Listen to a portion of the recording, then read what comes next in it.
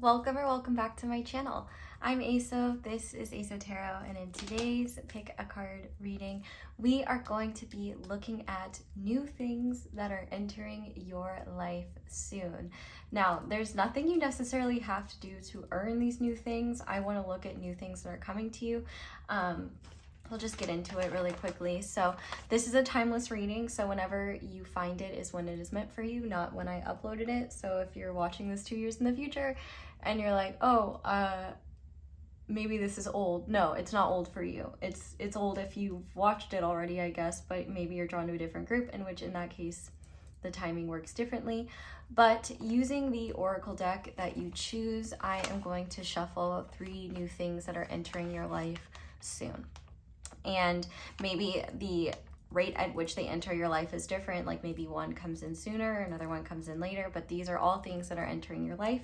And then I'm going to use a tarot deck that matches the vibe of the oracle deck that I chose for each of you, and clarify each of these new things so that you can get a better idea of what these things will look like and just what the newness of this is about.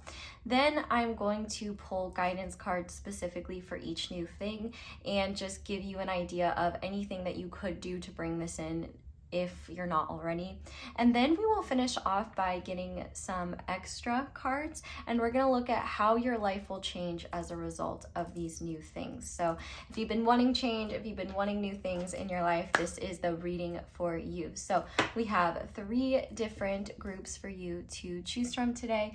So starting with group number 1, we are going to be using the Glow Oracle. And then I have this Slag Boot on top.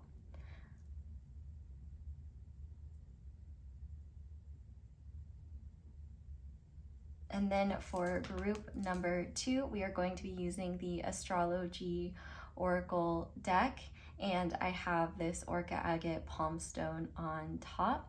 This is one of my most used crystals, this little guy, so you don't see him in videos a lot, but yeah, one of my favorites. And then for group number 3, we are going to be using the Green Witch Oracle, and I have this Malachite Tower on top. Don't let the title of the deck dissuade you. It's not inherently like about witchcraft. If you're like, oh, I'm drawn to that deck, but I'm not a witch, like, you don't need to be.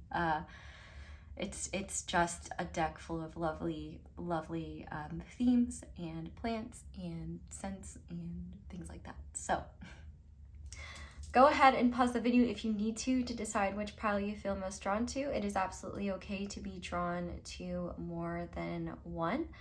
Intro squad, I want to know, I'm sorry, we are not making a wish today. Well, you can make a wish if you want to. On the candle I already lit, I said some stuff to ensure that would work. So if you want to make a wish on the candle. But intro squad, I want to know, what is something new that you're manifesting? And feel free to comment that before the reading and see if that comes through. And if not, what is something new that you either want to happen and feel like is a long shot, or something new you would like to happen, but maybe you're on the fence, or maybe you're uncertain, or maybe you feel like you're not ready? How do you feel about the concept of new right now in general? How are you viewing the future? And yeah, honestly, actually, intro squad, just let me know how you're doing. What's going on? How are you feeling? And what kind of things are you processing right now? Feel free to share. Short intro today because we gotta get into the video, so go ahead and pause the video if you need to decide which pile you feel most drawn to. It is absolutely okay to be drawn to more than one. It is quite possible there's many more new things coming into your life, so really how to know if this one resonates, you're just gonna have to kind of trust that it does, because it'll sound like your life and sound like things for you. I mean, if it sounds completely off and wrong, then it's not your reading. But with that being said, like I said, go ahead and pick your pile or piles, and once you have picked them, I will see you in your reading. Hi there, pile 1. Welcome to your reading, and thank you so much for being here. If you guys chose the Glow Oracle and this Slag Boot, well, I'm calling it a boot because it looks like a boot, this is going to be your reading. But before we get into your reading, I do have a quick little Slag Boot PSA. Feel free to skip that if you want. I will have timestamps there. But you may or may not have seen this stone advertised as glaciarite, a newly found mineral from somewhere. Who the fuck cares, Phil? And that's a lie. That is a marketing gimmick. And I really get bummed when I see places purport this stuff. Like, I've even gotten marketing materials calling this glaciarite. I bought this fully knowing that it was industrial waste byproduct. And I think she's beautiful industrial waste byproduct, and that's why I wanted her. But, you know, a lot of, I get it, it's marketing, but it's also kind of lying, and it feels wrong and gross to me. This is not a newly found mineral. It's not even a mineral. It's waste byproducts. So you could not find this out in the wild. Man made this. And so I just wanted you to know that in case you saw it out in the wild and thought that it was like a real mineral that was just recently found or something like that. No, it was made. It was made by doing some industrial stuff. I don't know what they was doing, but they certainly made a pretty boot, and I like her. I love her. But I just wanted you guys to know that because I feel like it's really important to get stuff from people that are transparent. And I will say I got mine from Loving Thyself Rocks, and they were fully transparent about what this actually was. So I really appreciated that about them, and I was really like bummed to see later on after I got this it being marketed in certain places as glaciarite. So just be aware of that, because if that is something that matters to you, whether it's natural or not, man-made or not, I want you to be able to know what you're getting. But if you're like me and you're like, girl, I don't care what it is, I just like pretty thing, I want to buy it, then I guess that doesn't really matter. But welcome to your reading, and thank you for being here. If you guys chose the Slag Boot and the Glow Oracle, this is going to be your reading on the new things entering your life. And this is timeless, so it doesn't matter when I uploaded this video. When you found it is when it is meant for you. So while I'm shuffling, if you just want to go ahead and kind of just focus your energy on the cards, focus on your life, focus on the new you've already been trying to cultivate, and just focus on not letting the past be something that interferes with this vision of the future. And if it does, clock it and be aware of it, but don't allow yourself to be under the belief that that awareness of it creates a future the same as your past, because it doesn't. But what I'm going to go ahead and do is we're going to shuffle 3 different of these cards, and they are going to represent the new things. And then I have a tarot deck we are going to clarify with. So for group number 1, please, Spirit, what new things are entering their life soon? Okay. We have Dino flagellates. Make some waves, raise your vibration. I could be saying that wrong. That's okay. What else is coming into pile number 1's life that is new? What new things are entering? I thought this said Voldemort at first.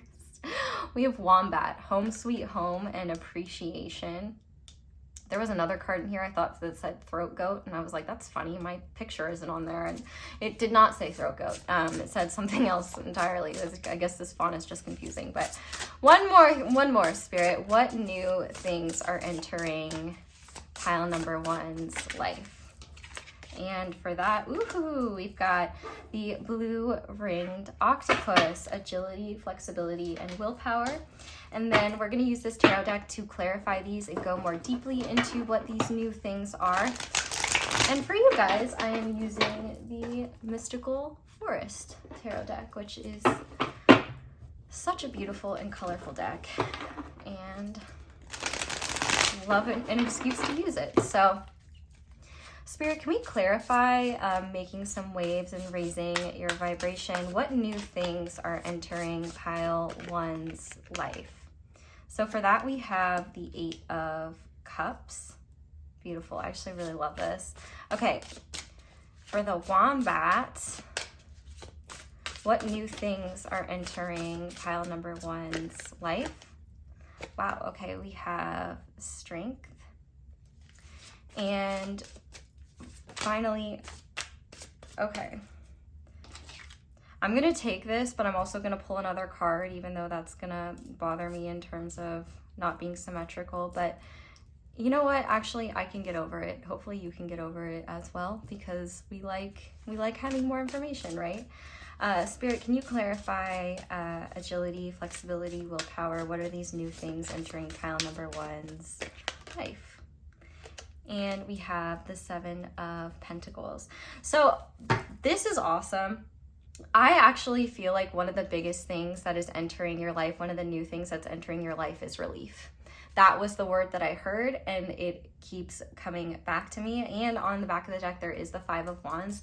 And so I feel like you've been dealing with a lot of resistance in your life for a while now. And I can tell that you've been stuck in stagnancy and just really frustrated by how you've been delegating your life, or maybe lack thereof, in the sense that I do feel like it's like, in hindsight, you recognize where you could have made better choices, or how you could have allocated your time differently, or how you could have seen things from a maybe lighter perspective or a different perspective. And maybe you beat yourself up about that, or maybe it makes it more paralyzing for you in the present to know the right thing to do, because you feel like you can't trust yourself. And then as a result, you're like making decisions on the fly and doing things on the fly just because they feel good, or just because that's what's familiar. And then you're like, dang, I am continuing this cycle of either self-sabotage or this cycle of like just, you know, moving, but not moving in the direction I want to be moving in, or maybe even moving in circles. And what I see here is relief from that. And the beautiful thing is that a lot of these things are not as, you don't have to do as much in terms of like grand gestures or grand, like you don't have to take a ton of action to make any of this happen. A lot of this is shifts, or are a lot of these things that are coming into your life that are new are shifts. But on top of that, I feel like as well, there is this energy here where you're stepping into yourself more, and in a way that is very liberating for you and breaking free from the past. So let's start with that. One of the biggest new things that is coming into your life is a new lease on life, in the sense that you are not going to be waking up in the morning and going about your day and anticipating certain things from a lens of past wounds that you have, maybe that you still do presently, that you're consciously trying to get rid of, or that you have in the past. What I see here is a great release that is allowing you to recognize where your wounds are holding you back, and where your wounds, you know, are maybe ready to be released, or where they are ready to be, what's the opposite? Demoted from the priority that they take in your mind, or in how your mind projects itself into the future, if that makes sense. There's a real walking away from emotional pain, especially emotional pain around not feeling good enough, and around feeling like you can't be seen and that you can't shine. I love the fact that there's a dog in this picture.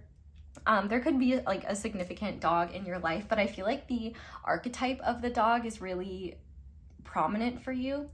You know, obviously, like dogs are the best. Who doesn't love, I mean, some people don't love dogs, and that's fine. But I really feel like for you, part of what's changing, I often think about dogs as symbols of loyalty, and also symbols of unconditional love and just unfettered joy. I feel like you're taking your life back in a way where you're recognizing where you've maybe given agency over to others, in ways where, oh, I'm not gonna start this new project because what if it fails, or what if people don't like it, or oh, I'm not going to speak up in this way, or I'm not going to make this change because I don't want people to judge me, or I don't want to look silly, or oh, I'm just gonna stay stuck with this group because I don't want them to be mad at me or hate me or something like that. And I really feel like one of the new things entering your life is a recognition that the person that you should be loyal to above all else is yourself. And not only that, but you deserve love and positive attention. Like, if you're anything like me, because I really can't understand any other perspective in this case, like, I lose my shit when I see a dog because I love dogs. I love dogs so much. Well, animals in general, but dogs for this circumstance. What is your favorite dog, by the way? Do you have a dog?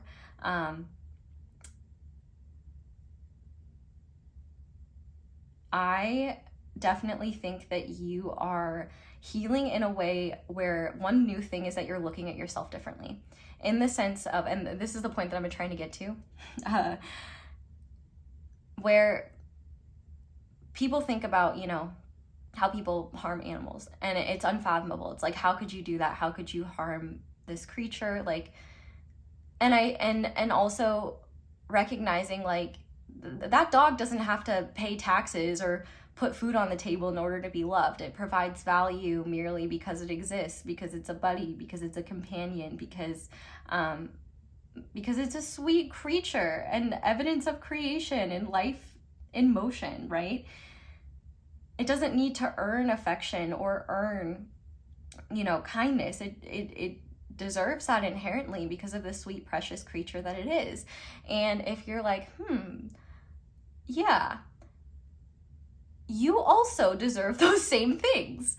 And I think that for you, one of the new things coming into your life is this recognition that your perception of self is holding you back. And this idea that you can't be valid unless you earn in a certain way, or unless you behave in a certain way, or unless you present yourself in a certain way. And realizing that sometimes the most authentic version of ourselves is not the one people are going to be comfortable with. Sometimes when we take up space and we are ourselves, other people are not going to like it. And that's not your problem, you know? And I think that for you, there's one of the newest things that is entering your life is a realization that you can be uncomfortable with how you're perceived and still be yourself anyway. You can be anxious or fearful or uncertain about how people respond to you and recognize that their response, while it might be painful if it's not approving, cannot stop you from being yourself and cannot stop you from making the best decisions for you. You are having a new lease on your emotional life in a way where you're putting your needs first and you're being loyal to your own emotional needs first.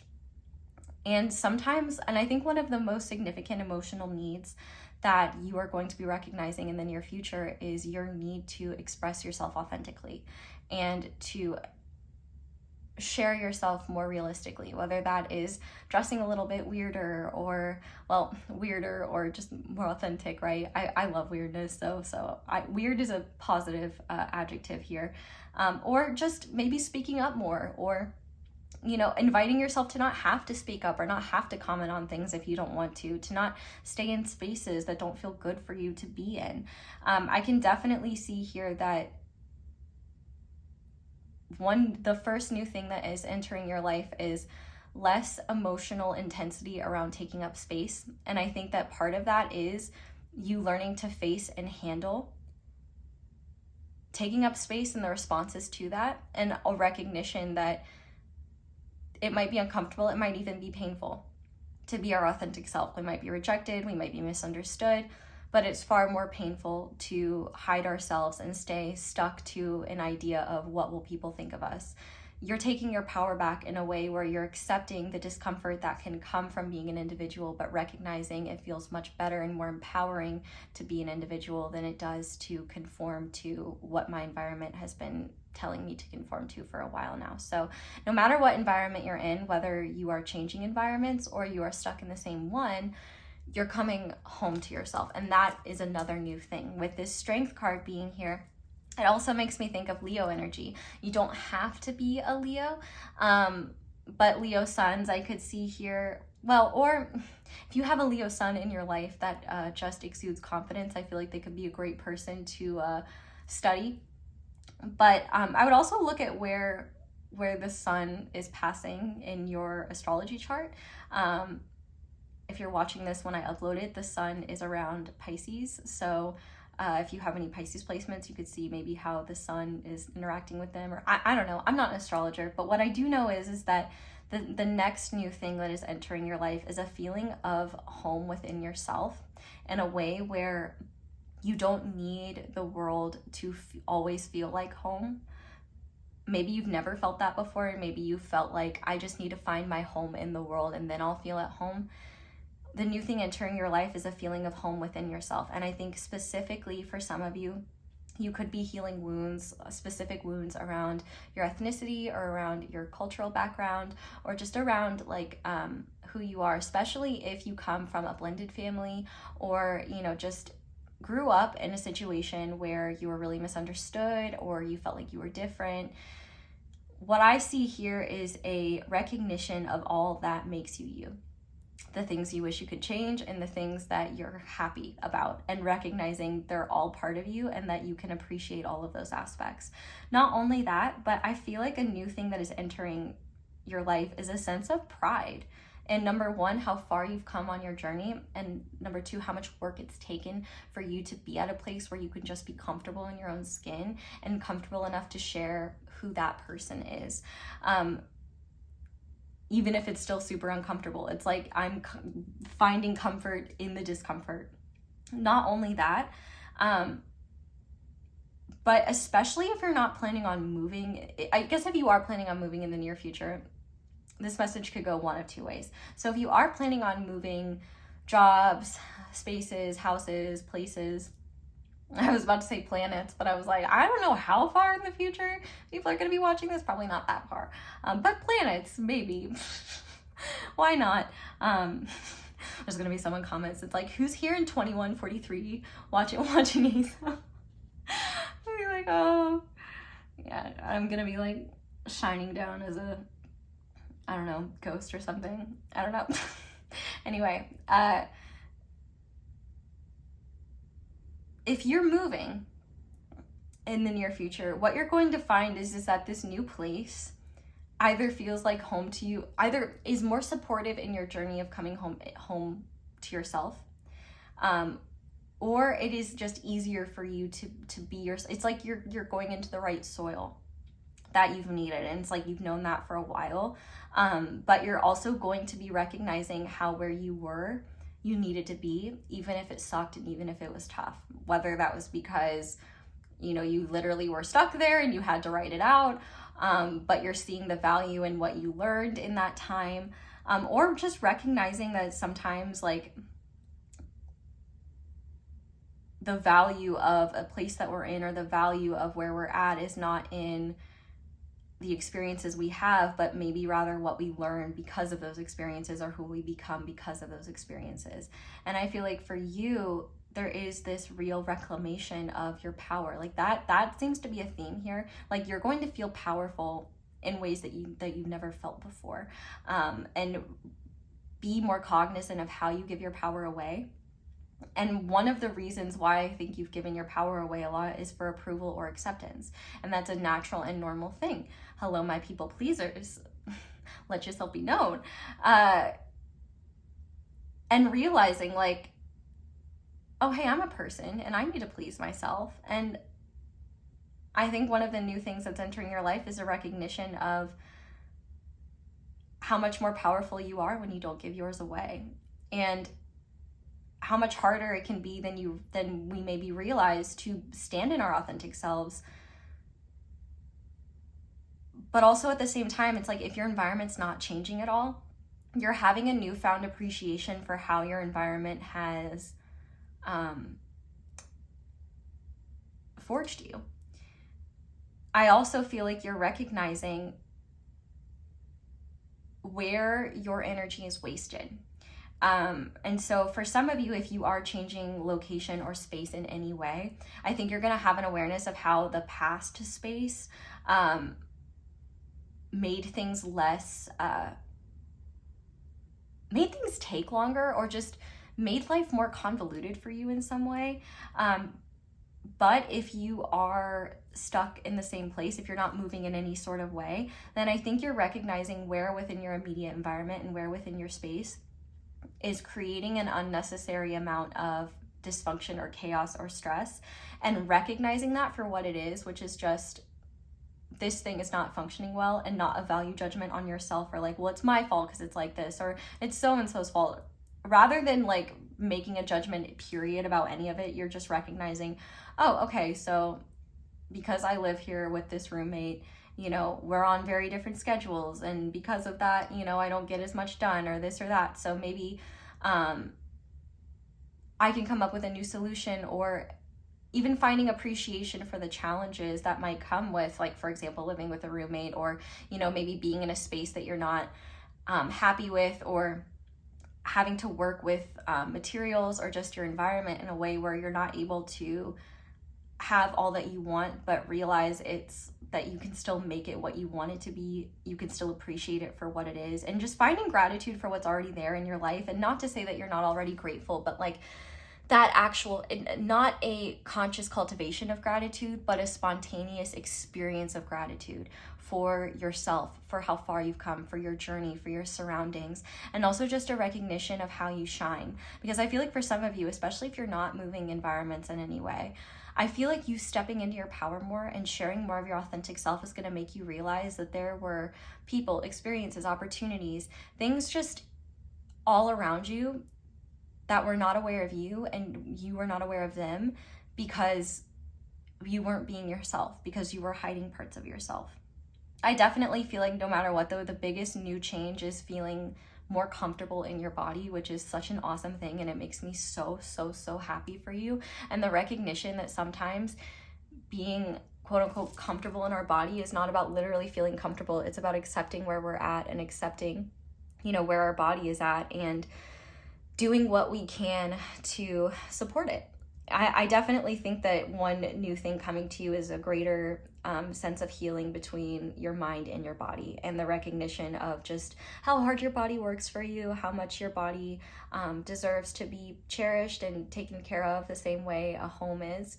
You know, your body is your home for your spirit, and just recognizing how precious it is and how hard it works for you. And if you've already been making changes in lifestyle wise, in terms of like trying to improve your health or something like that, I do think that you are going to see those changes reflected positively in terms of how you feel, in terms of your energy levels, in terms of your confidence within yourself. But if you're not, or if maybe you feel like you know you need to make certain changes but you're not ready, I think the new thing coming to you is a recognition at some point of a shift in perspective that makes these changes less daunting, and less like you're losing something, and more like you're just realigning to what's more truthful for you. I feel like for you, if you are struggling with like making just different lifestyle changes for yourself that are just better for you, you know, if that's hard, or if that just seems too daunting, I feel like one of the things that could really help you is the recognition that you don't have to have it all figured out, and that it's okay to not be perfect, but also to recognize that, you know, sometimes like the healthiest thing we can do is just be gentle and kind with ourselves as we figure it out. Because I do think for you, like if you are on some sort of health journey, if you're not at all, that could be a new thing that is coming to you. But if you already are on one, it could be easy to kind of fall down the rabbit hole and be equally as unhealthy on these changes. Like if you're very militant with yourself, or if you don't give yourself any leniency, you know, that could be, it might be healthy for you physically, but it might be really unhealthy for you mentally and emotionally. So there's this like rebalancing thing going on where I feel like you're really going to be seeing how your challenges, those that are far in the past and those that you're currently dealing with, have been priming you for this next stage in your journey, where the barriers and obstacles that once debilitated you, and the places where you once felt like you were trapped, you realize now are actually the perfect environments for your next step. And those obstacles that were once insurmountable are now just tiny little stepping stones to your next step in greatness. Like there's just a real powerful energy of like, I can do this. And the relief of knowing like, I can trust myself to do hard things. I can trust myself to make uncomfortable changes. And I can also trust myself to take action and behave in ways that honor who I'm becoming and that honor me first. Those things I think are new for you. And if you're already doing those things, I think what's the new that's coming is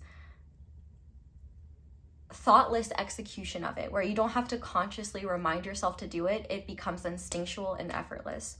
But also, I do think part of this Wombat card as well is you could be getting like new things in your home or new things that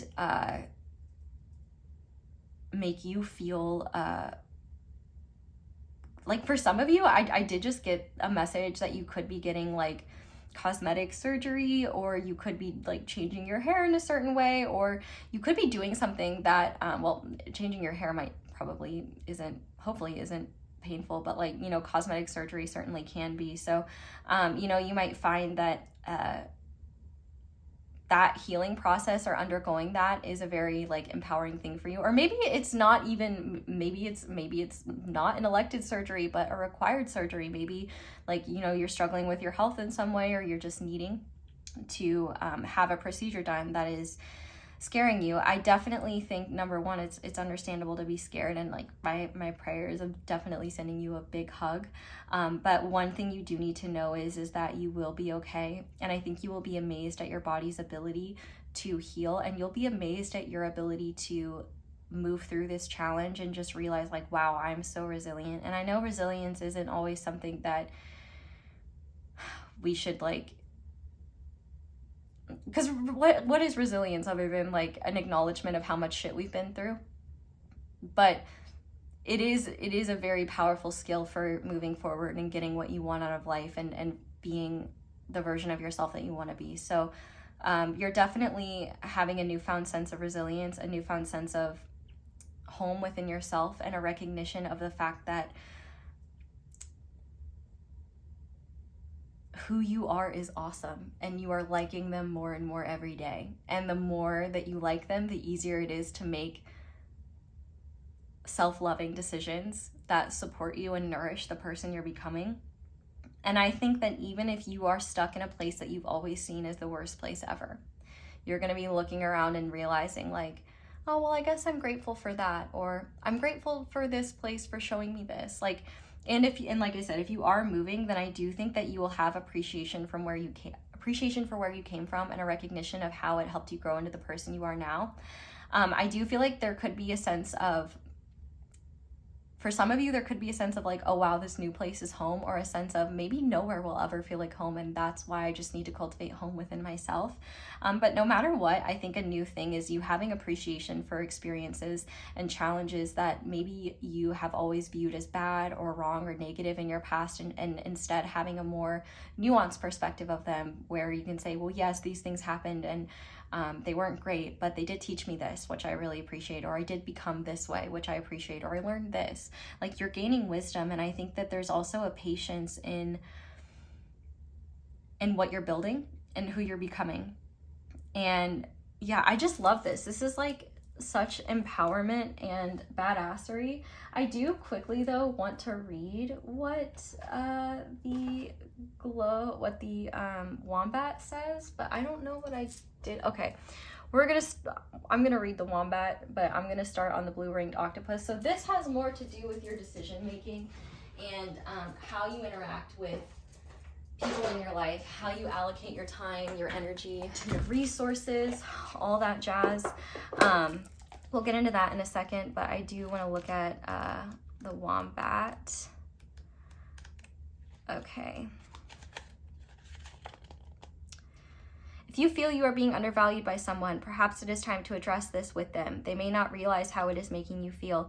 Similarly, if you're not seeing the value in someone else, step back and look at the bigger picture. Is there something you're not seeing? Everyone deserves love and recognition. Is it possible you are underestimating yourself? Wombats also share the energy of home sweet home. Enjoy the comforts of a familiar place, of a familiar, safe, and cozy place. This includes being comfortable in your own skin. Okay, yes. Appreciate yourself for the beautiful being you are, both inside and out. So I guess a new thing too, and I'll just hold this up if you guys want to pause and read all of it. But I think what's just really beautiful about this is like, even if someone were to try to make you feel uncomfortable or insecure or bad about the changes that you're making, you're gonna have the strength to see it for what it is. Even if it's uncomfortable, even if you hate it, even if it keeps you up, you're gonna learn to accept it and tolerate it enough to not betray yourself. And that is the most powerful first step you can take. And so the thing with this blue ringed octopus here that's going on is you are finding a balance between action that you take because it is part of the future you're building, and action you take because you enjoy it. The fact that we have agility, flexibility, and willpower here, if you are someone who, I would relate to you in this sense, I am somebody who the minute one of my buddies reaches out to me or wants to talk or do anything, honestly, my calendar could be cleared in 0.2 seconds because I love my friends, I love my pals. But if you're like that, like me, it might take you away from some important responsibilities that you need to do and you need to take care of. And so you might have to learn to have some self-control around, okay, well, let's schedule something for the future because we can't do that right now. Say, for example, the new thing that is coming to you is a new found understanding of how your decision-making can support you, and a recognition of all the possibilities that you weren't seeing before because you were either dealing with all or nothing thinking, or you were just so used to making decisions in a certain way, or you hadn't taken the time to consider new possibilities, that you didn't see all these different pathways that could be available to you or open to you. So the fact that we have this Three of Cups here, I do think that friendships is a part of this new thing that is entering your life. You could have new friendships, you could have old friendships, but I think your boundaries with your friendships are changing. So for example, if someone takes up a lot of your time and energy, and you feel bad saying no, feel bad setting boundaries, if they react negatively to your boundaries, that's exactly why you need them.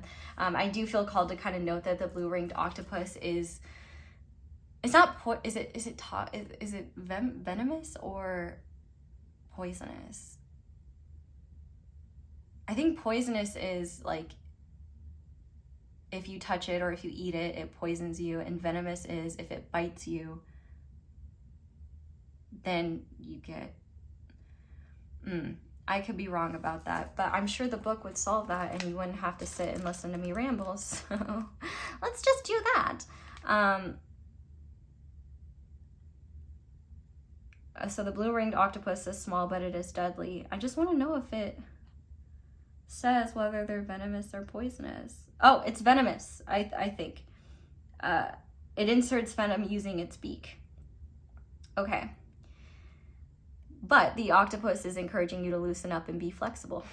I'll just hold this up if you want to read it, but I don't feel that I need it. I just honestly my curiosity was piqued, and for those of you who die inside when I get something wrong, I just hope that it makes you feel better to know that the blue ringed octopus seems to be venomous, not poisonous.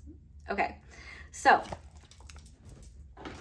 you are changing up your life, you're changing up your routine in ways that seem daunting to you maybe even now. They are going to be almost effortless for you in the near future. And the biggest reason why is because you are balancing your future needs with your current priorities, and also balancing play with work, rest with productivity, and finding a better balance. And the interesting thing is that we have a 3 and a 7. Both of those are odd numbers, but that's actually what I think is really great. Balance doesn't have to be 50-50.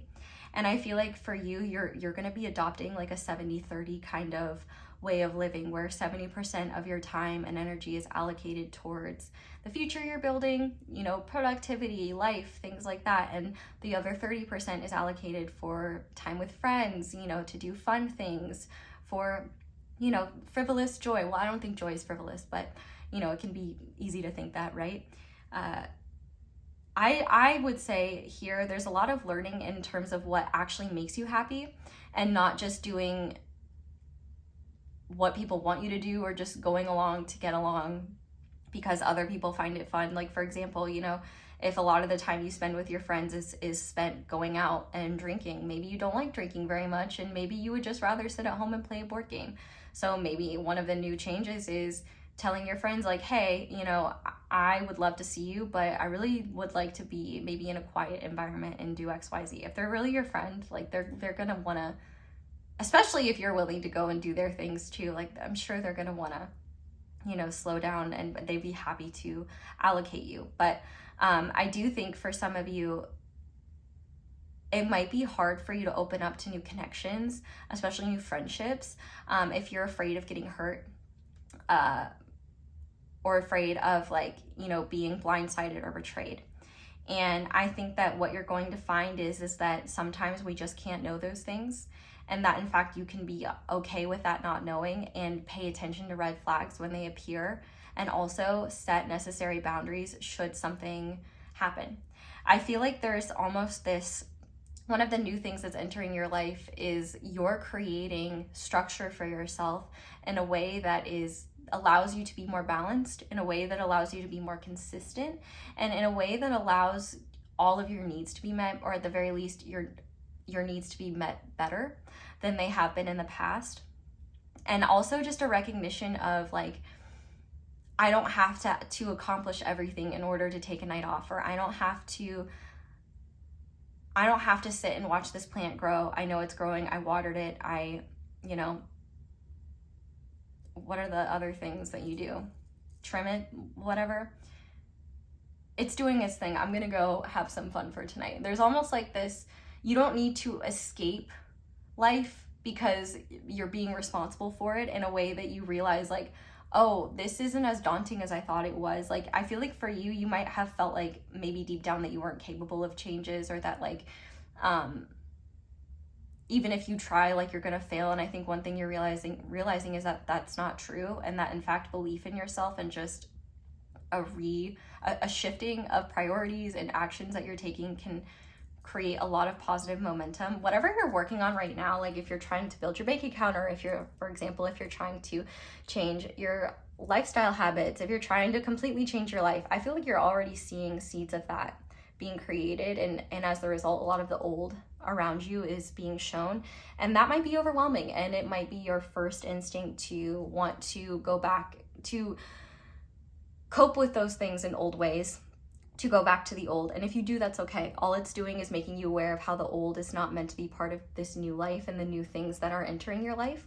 The old has to go away to make room for the new. And I think what's happening for you is you have a new way of addressing stress in life. You have a new way of supporting yourself and your needs. You have a new way of interacting with others, with setting boundaries, and you are creating a system for yourself that not only allows you to make the best version of yourself that you want to be, not only tangible and in the process of creation, but also you're creating structures to ensure that the outside world does not steamroll over that.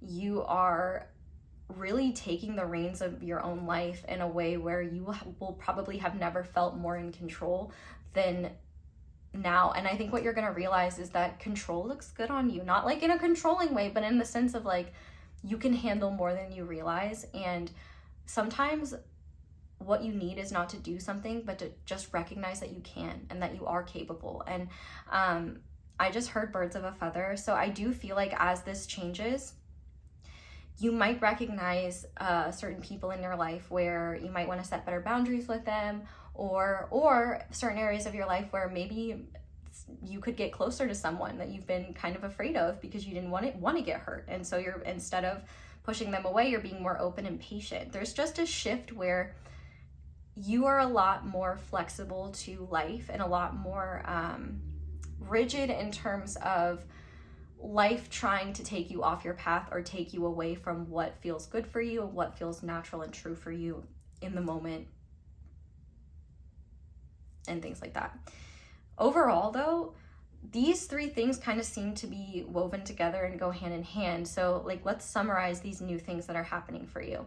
You're stepping into yourself in a way where you've never felt more like yourself. You are accepting that you can't control the responses of others, and as a result, you are accepting the and embracing, well, maybe for some of you you're not embracing it, but accepting the way your environment and the way the people around you respond to your authentic self, not the person that you think you have to be. Not only that, but you are letting go of emotional wounds, or not allowing emotional wounds to be a driving force in how you behave, and a driving force in how you project what the future will be and what you're capable of. Not only that, you are coming home to yourself more. You are finding home within your environment, or a new environment you're entering, recognizing how home may not feel like home, but it's still made you who you are meant to be. You could be healing ancestral generational patterns that are making you feel just really good to be yourself, to be a part of your family, to be your ethnicity, to be from your culture, to blend certain cultures together. You are figuring out what makes you feel balanced, what makes you feel good. You're becoming more patient with yourself, and you're making positive, powerful changes that make you feel good in your own body.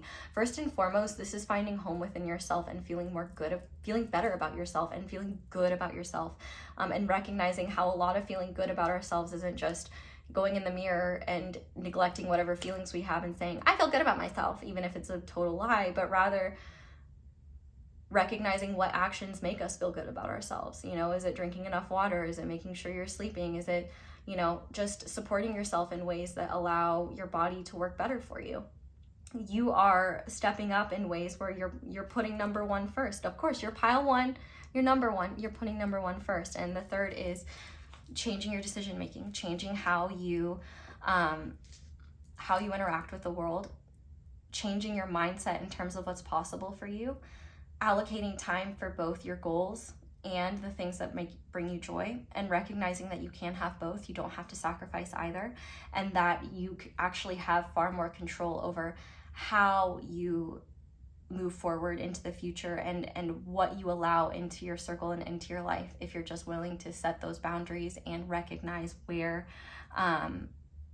maybe you've been too lenient, or maybe you haven't been honest with yourself about like where you've been staying in your own comfort zone. Like the example that I was thinking of is like, for example, you could be meeting, you know, someone who could be a new friend, and you might be afraid of them hurting you, and so you might push them away. And instead of doing that, say, okay, well, I'm enjoying myself with them. Let's just take this slowly and see where things go. And I'll pay attention if there are any red flags or anything like that. I'll just set boundaries, and that will tell me everything that I need to know, right?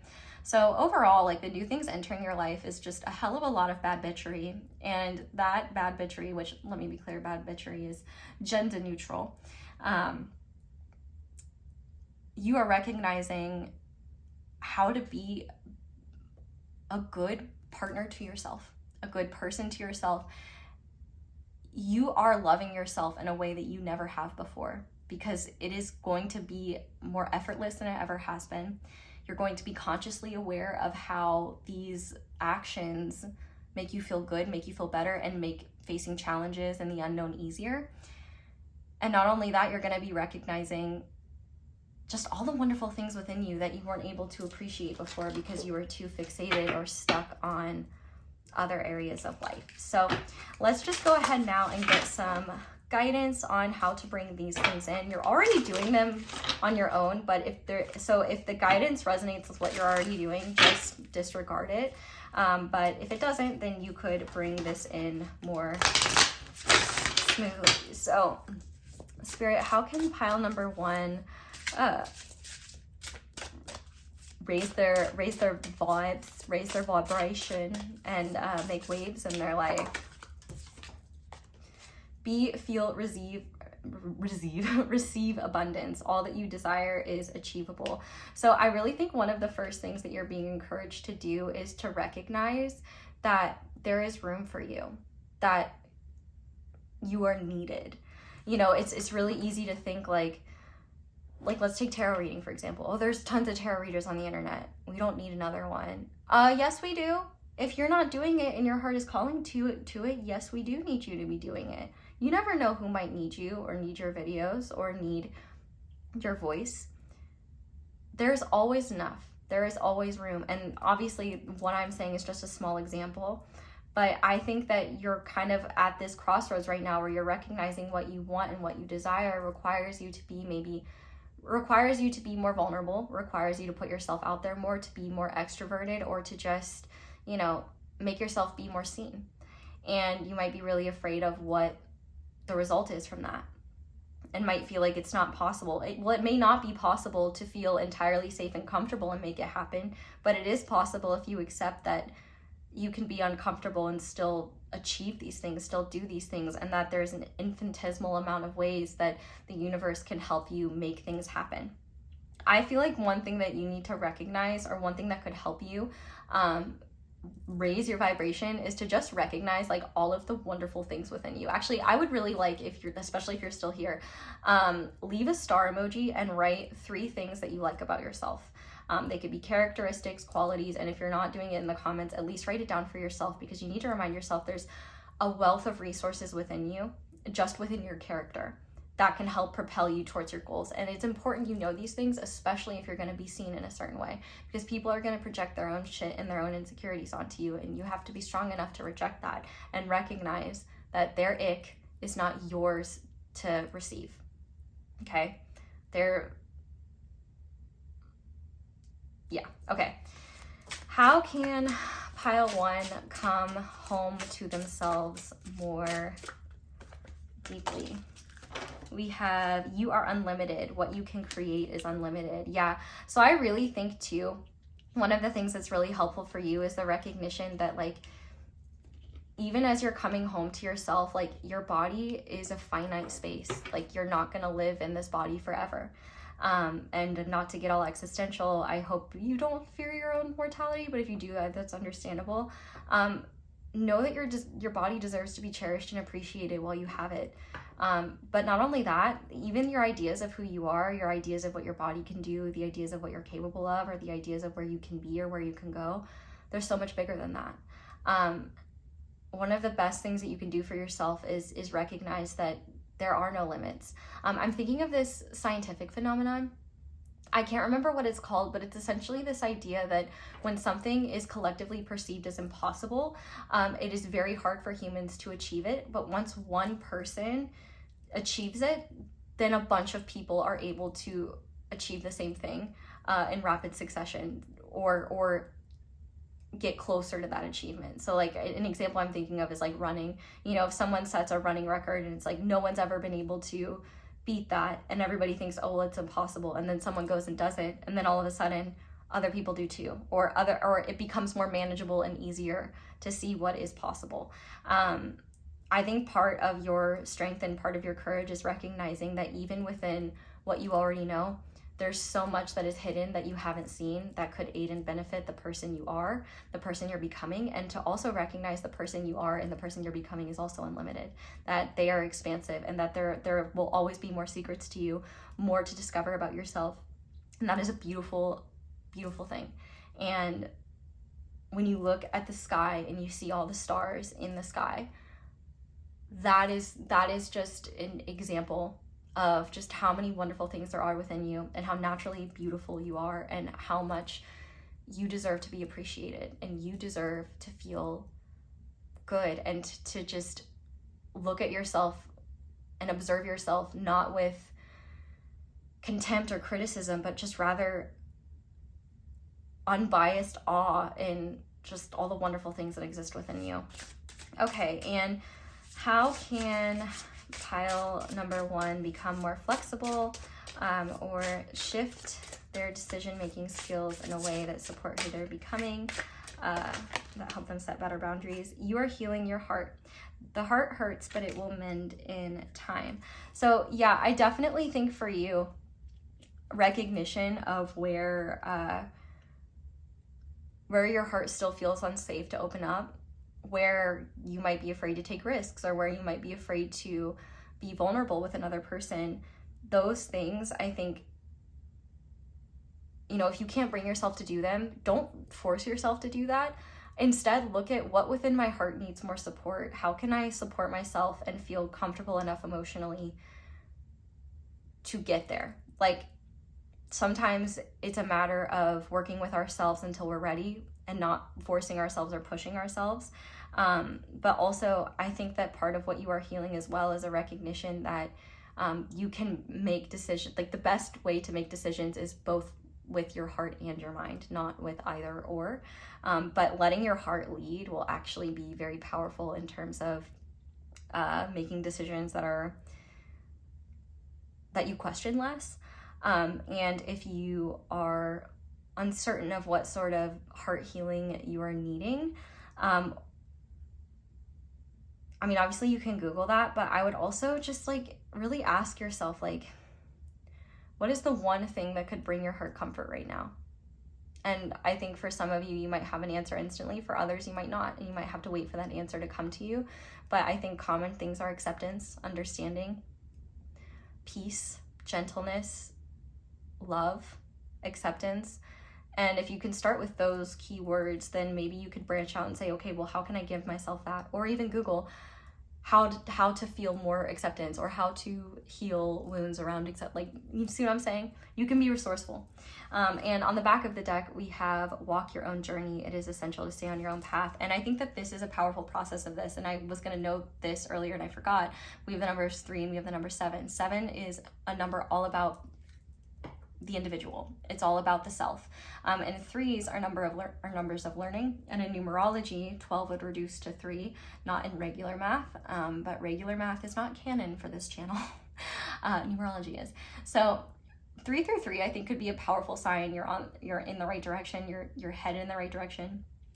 This newness is coming to you. But also 3s are about learning and about mastery and about growth and expansion. So just know everything you're learning right now has value. And I think honestly, the new life that you are entering into, some of the most valuable life lessons and character traits you're developing them right now. And you're going to look back on your life and be like, this was a really pivotal moment for me. And I'm really grateful that I listened to myself, that I walked my path, that I trusted myself, and that I did what I needed to do. Because you're going to reach a point in the future where you're like, I couldn't have got here if I ran with the crowd. Wow. Okay. So we're going to go ahead and finish this reading off by looking at how your life is going to change as a result of the new entering it. So I'm excited to look at this. So we have my intuition is strong and clear. I trust the voice within. So you're not going to be doubting yourself in the ways you have in the past. You're not going to overthink what your intuition tells you. You're also not going to question it in ways that maybe you have in the past. You're going to trust it more. You're going to hear it more easily. You're going to be able to discern whether it's intuition or anxiety. Hint, anxiety screams, intuition whispers. But that intuitive voice is going to get louder. And it's going to be easier to trust when you see the results of what trusting it creates. And I also think you're going to be able to recognize a lot more easily what is self-deception being projected onto you and what is a false belief, an illusion, a projection that is not yours, that other people want you to agree with, and learning to release that and recognize how those things could, number 1, take you away from your own intuition, and number 2, how those things don't have to have any bearing on your path and your journey, and that you don't have to validate or accept them, especially if they don't work for you. We also have the sweet waters: sensuality, romance, enjoyment, fertility, balance. So your life is going to be more balanced. You are going to be enjoying the sweet elements of life more. If you're trying to manifest a romantic relationship, I think that this is the new is bringing that in. If you are in a romantic relationship and you've been having a hard time connecting, maybe physically, or feeling good, or maybe there hasn't been much of a romantic connection recently, I do feel like stepping into yourself more can maybe make you feel more comfortable receiving love, or taking the next step in your relationship. The fact that we have fertility here, I'm obviously not a doctor, but for those of you that are making health changes specifically because of fertility, I feel like this is a positive sign, but obviously I can't say for sure. But I think fertility in general, you're going to be more creative. You're going to have more energy to create. And creativity doesn't have to be making art. It could be, I'm going to, do a DIY project today, or I'm going to do XYZ differently. If anything, there's just more. even if not like what you have materially is not changing whatsoever, you're seeing what you have materially in a new way, where you see creative opportunity where you didn't before. You're going to be enjoying your life more and enjoying the positive experiences that come from being in a body, you know, with sensuality, for example, enjoying a perfume or a cologne that you put on, or enjoying the way that clothes feel on your skin, or enjoying the way that no clothes feels when you're wrapped in freshly washed sheets, the way that music makes you feel, the way that a good cup of coffee or tea makes you feel more centered, the way a good home-cooked meal connects you to your heart more, like whatever it is, the things that maybe you've been taking for granted, or the things that you haven't had room to be consciously grateful for, you're not even going to have to make conscious effort to be grateful for them, because you're just going to have more mental space to acknowledge and recognize when something great is right in front of you. I also feel like even if you're not even interested in love and romance, your life is about to get a lot more romantic, in the sense that of like, maybe you romance yourself in a way where you get your, like, even if you're the least romantic person possible, you know, maybe a good set of number 2 pencils gets you going, and you treat yourself to some nice pencils. That's romancing yourself, okay? Like, you're gonna be doing that, and it's gonna be effortless and easy. We also have you're protected. It's go time. You're currently being protected. The universe has your best interests at heart. Move forward fearlessly. Have courage. So yeah, you're going to be moving forward, recognizing that there's nothing that can stop you, that you are protected. And I will tell you as well, one of the best forms of spiritual protection is to have goodwill towards yourself and others. Don't even believe for a second that any form of occult bullying could take you off your path. See jealousy, envy, negative energy, psychic attacks for what they are, and don't accept them, and recognize that return to sender, I don't need that. But also, moving forward is going to be a lot easier for you. Like, the stagnancy you've been experiencing is not going to be something that plagues you in the future. If you are stagnant in the future, it's likely because there's value with where you're at and you're not needing to move forward in that moment. Or if you're stagnant, it's because you're ready to make changes again, but you're not going to be stuck as long as you were this time around, because you will have tools and understanding of what gets you unstuck, and it will make life a lot easier. And finally, we have deep knowing with the sacral chakra and sunstone. So sunstone might be, which we do have a lot of sun energies here, so sunstone might be a stone you want to look into. But the fact that we have deep knowing here, and my intuition is strong and clear, like, you're going to be trusting your intuition a lot more in ways where you don't even necessarily need to use boundaries as a safety net, or as a safety net to like keep unwanted energies out. You're going to be trusting yourselves a lot more, but obviously use those still use your boundaries. I'm not saying don't use them, but I think that you're forging a deep connection with yourself in a way where when you know yourself, other people can't tell you who you are, and it becomes easy to see from a mile away where their insecurities are. You know what I mean? I also think that for you, you're going to have, even if your deep knowing is that you don't know what's going on, but you know it's going to be okay, that feeling is going to be powerful enough to help you move forward. There's a level of acceptance and understanding and wisdom that the new that is coming to you, like, is going to help you step into, where you don't need to have it all figured out, because what you do have figured out is more than enough for you to move forward and brings you more than enough peace. I also think that you're going to be just deepening your connection with yourself in a way where you don't feel trapped or burdened.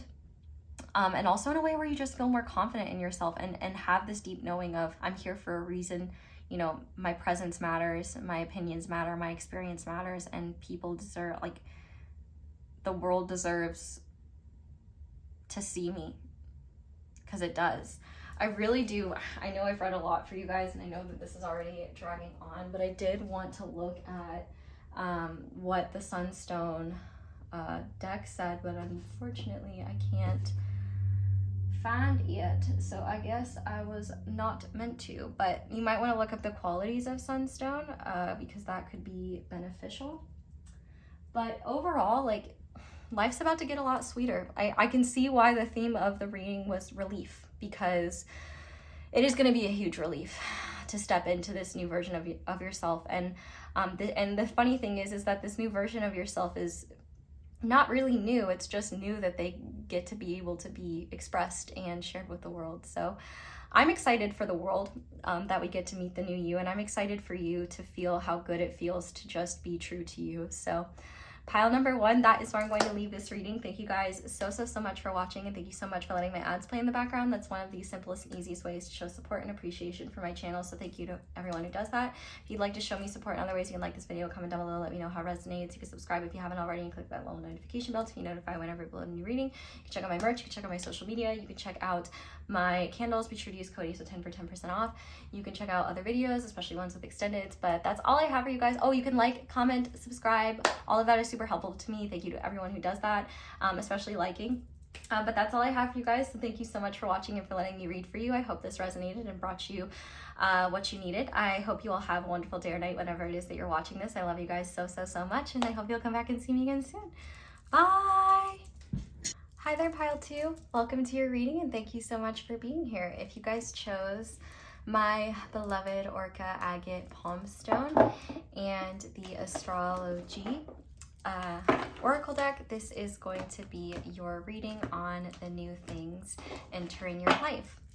Quick PSA. I had a little PSA in the first group about the stone that they chose.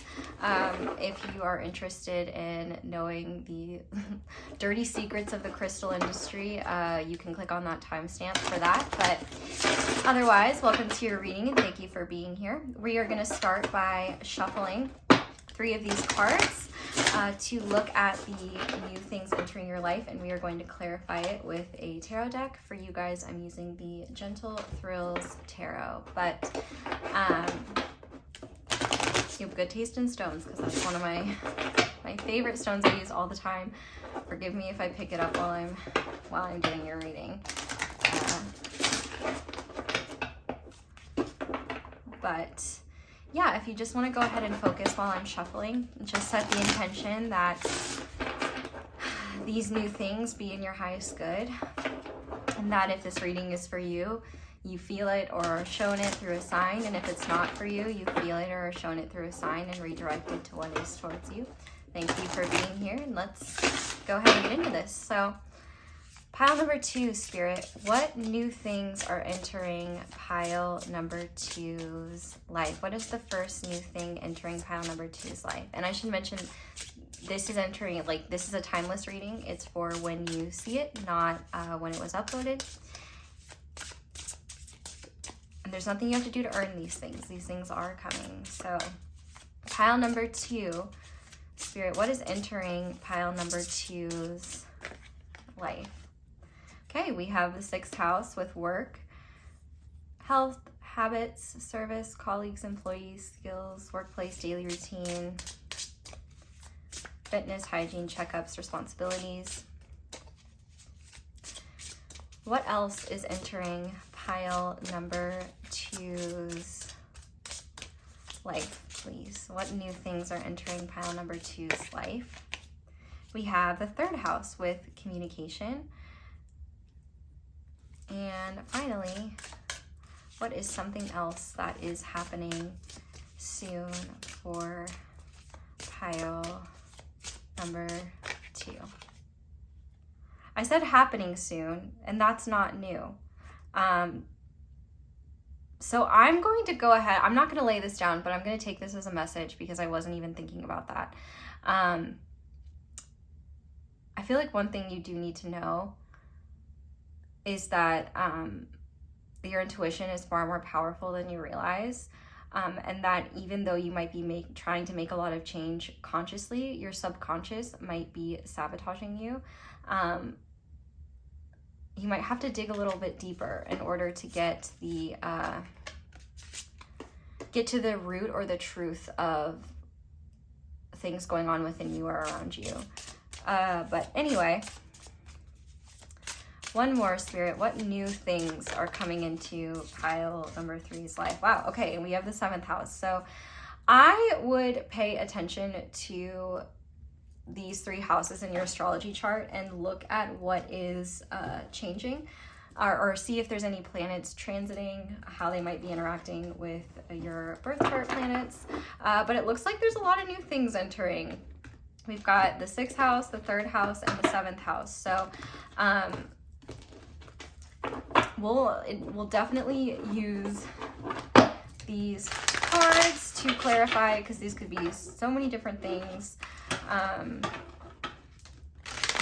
But yeah, I know we haven't gotten into it yet, but if you do end up enjoying this reading, leaving me a little like, or even just liking now because you like the cut of my jib, or you're feeling generous, I would appreciate that. So thank you. Commenting, subscribing, all that's super helpful. Thank you to everyone who does that. But Spirit, can we clarify the 6th house? What new things are entering pile number 2's life? Okay, we have the 5 of Swords. For group number 2, Spirit, can you clarify what is new is entering their life that is related to the 3rd house? Can we clarify this 3rd house energy? We have the Queen of Pentacles. And finally, we have the 7th house. What new is entering pile number 2's life? Can you clarify this 7th house card? Okay, we have the Emperor. Wow, okay, interesting. So, couple of different interpretations here. So you will have to take what resonates here, but let's just go ahead and get into it. Starting with what is new that is entering your work world. It's not just work, it's how you operate on a daily basis, what your routines are. And we have the 5 of Swords clarifying it. So what's new that's coming into your life is either, okay, the real new that's entering your life is a change in how you go about these things. For some of you, you might have a realization, or you might have recognized that your workplace is not working out for you, or that you are self-sabotaging in work in some sort of way. I do think the interesting thing about this 5 of Swords is that there's only one person in it. Typically there are, there's I think at least 2 figures, other figures in the Rider-Waite version. But when I see the 5 of Swords, you know, there are themes like conflict, win or lose mentality. Betrayal is maybe more of a 7 of Swords type of thing. I would say the 5 of Swords is more like direct contact, conflict, but it's not helpful or healthy. You know, it could be self-sabotage, it could be a competitive nature. I'm not saying that you have one, but maybe you do, and you are so competitive that you hurt yourself, you know, maybe physically or mentally. What I see here entering your life that is new is a change in how you either go about your job or your routine, or both, because they are either harming you health-wise, or harming you mental health-wise, or harming you in a way that is screwing you over and causing you to self-sabotage. You know, if you love your job and feel like you're just not passionate right now, or, you know, if you want to make changes but you feel stuck in the same, you're getting out of that. And part of what you're doing by getting out of that is realizing how you self-sabotage and how you keep yourself stuck by doing that, and recognizing that self-sabotage is not something you need to punish yourself for further, but rather be gentle with yourself. I definitely think as well, you may start to recognize where your past wounds have created agreements within you about how you're allowed to be treated by others, especially in the workplace. If you are the type of person to put your whole heart into your work, I get it. Hello. You can see what I do. You might start to recognize how you've been exploited, or how you haven't advocated for yourself. You might start to recognize where you are highly capable and you've been passed over because you're so good at your current position. You might also recognize where you've been lying to yourself about your routine. Like, you know, maybe telling yourself, I don't need that much sleep. I can run on not much sleep. And it starts to catch up with you and you realize, oh shit, I really do need sleep. Otherwise my emotions are going everywhere, or I'm getting into conflicts I don't need to be. There's definitely, in the words of Papa John, a a reckoning happening where you're having to take a good hard look at what is not working in your life and where you are not being valued, where you're suffering, where you're struggling, where life is not working for you, and making a change. So for some of you, this could be less about work and more about health. For others, you know, maybe you have a great routine there, but in your work life, you're not advocating for yourself, or you're not standing up for yourself, or you're not making, or maybe you're stuck in a crappy situation, but you feel like you have to stay there out of loyalty. First of all, if it's a job, you don't owe anyone loyalty. Like, this isn't 1973 and life ain't a small family business. Like, do what you gotta do to be there for yourself and to do what's right. I definitely think you might also be looking at as well at how you lie to yourself in ways that harm you in the long run, but maybe make you comfortable in the short term. So whatever changes you've been wanting to make, I feel like that is a new thing that is coming in. You might be getting a new job. You might be getting a new routine, but I think a lot of that is up to you. Although I will say there is a bit of a warning here with this first one. Not in the sense that like something terrible will happen, but you can make these changes sooner rather than later. You might be more consciously aware than you realize of what things need to change in terms of your daily routine or your workplace. You might just be holding back on taking the next steps because it seems overwhelming or daunting. So in the words of our Lord and Savior Jordan Sparks, just take it one step at a time. No need to rush. It is like learning to fly or falling in love. Okay? And I think you really need to trust yourself here. And actually what's interesting, I'm about to sneeze, but I know it's not going to come through. And whenever I feel like I have to sneeze or I do sneeze, I always see that as a blessing. So know that if something happens to make you aware in terms of your work life or your daily routine, where it's like a wake-up call, know that that will be a blessing, but it might be a blessing in disguise.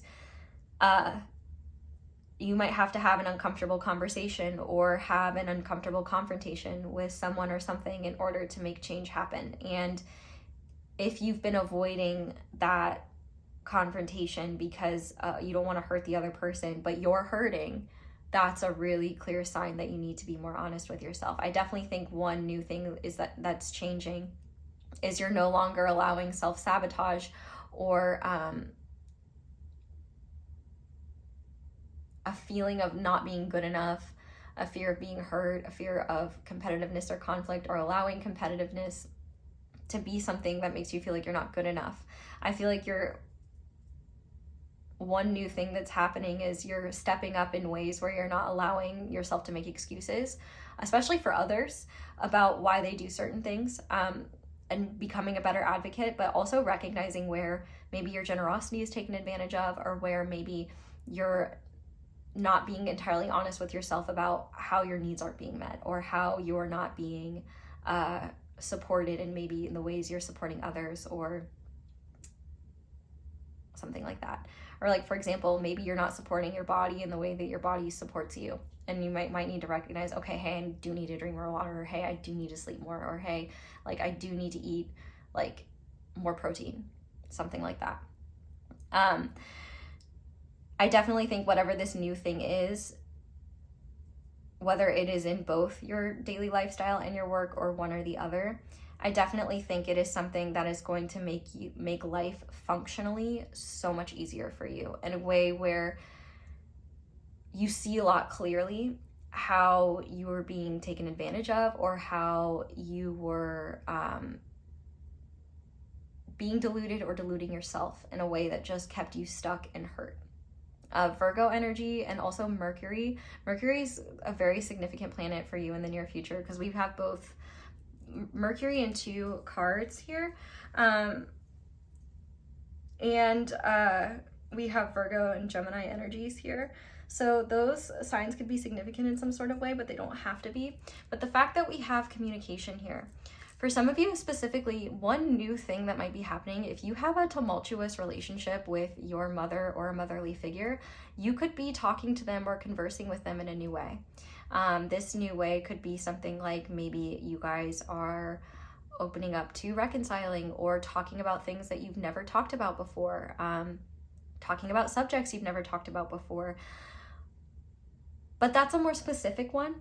For a lot of you, I think that there is a shift in how you talk about yourself in general, which I really like with this Queen of Pentacles. I think this Queen of Pentacles represents you, and you don't have to be a woman in order for this to be you. You know, the Queen of Pentacles is an energy, not a person. I mean, it can represent a person, but I think in this case, and if it does represent a person, it certainly represents a more maternal person, maybe someone who, you want to feel safe with, or someone who is safe to open up to. There could be someone like that, a new person entering your life that has Queen of Pentacles qualities, that is patient, gentle, nurturing, generous, kind. You might be meeting someone like that. That might be the new thing. Or you could be communicating with someone like that in a new way.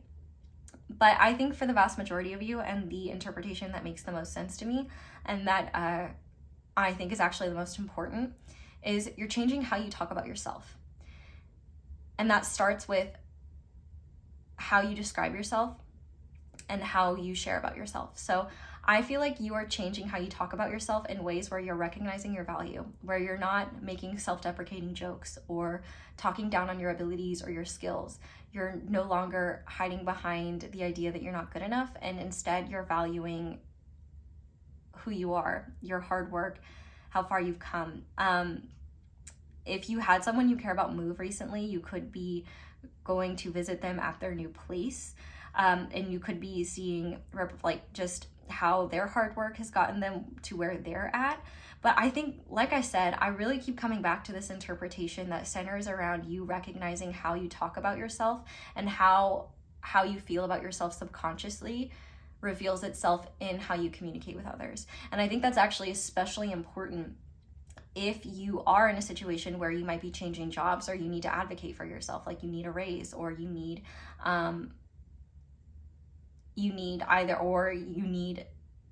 the responsibilities dialed back a little bit if you're not going to be paid more. Like, say for example, like maybe you're doing 3 jobs for one person and getting paid the same as one person.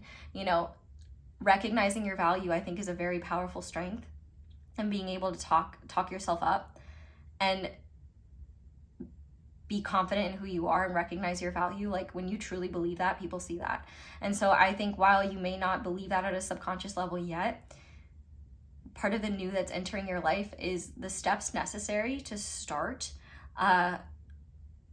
talking to yourself and about yourself more positively. But also, if you have children, or if you have children around you, you might be connecting with them in ways that heal you or help you see life differently. Like, for example, you know, you might be talking to, say, a young cousin, and they start saying negative things about themselves, and it brings you back to when you were their age and you thought the same things, and it will probably break your heart and also make you realize, oh my God, this kid shouldn't be thinking that way about themselves. Like, you know, they're amazing, they're wonderful. And then the connection is made where it's like, oh, I shouldn't be saying these things about myself. Like, they can see it's the recognition of, you know, something that you have within you that you don't want to see in someone else, that you recognize as an illusion, and realizing, oh, I got the same thing going on. I think it's just easier when tiny people go through those things, because it's like, well, no, you just deserve to be young and have fun and be your wonderful self, right? I think it's harder as we get older to be gentle with ourselves. And I think more than anything, how you talk about yourself and how you talk to yourself, that is a new thing that is changing. And you're talking to yourself in ways that are kind, that are supportive, and that are empowering.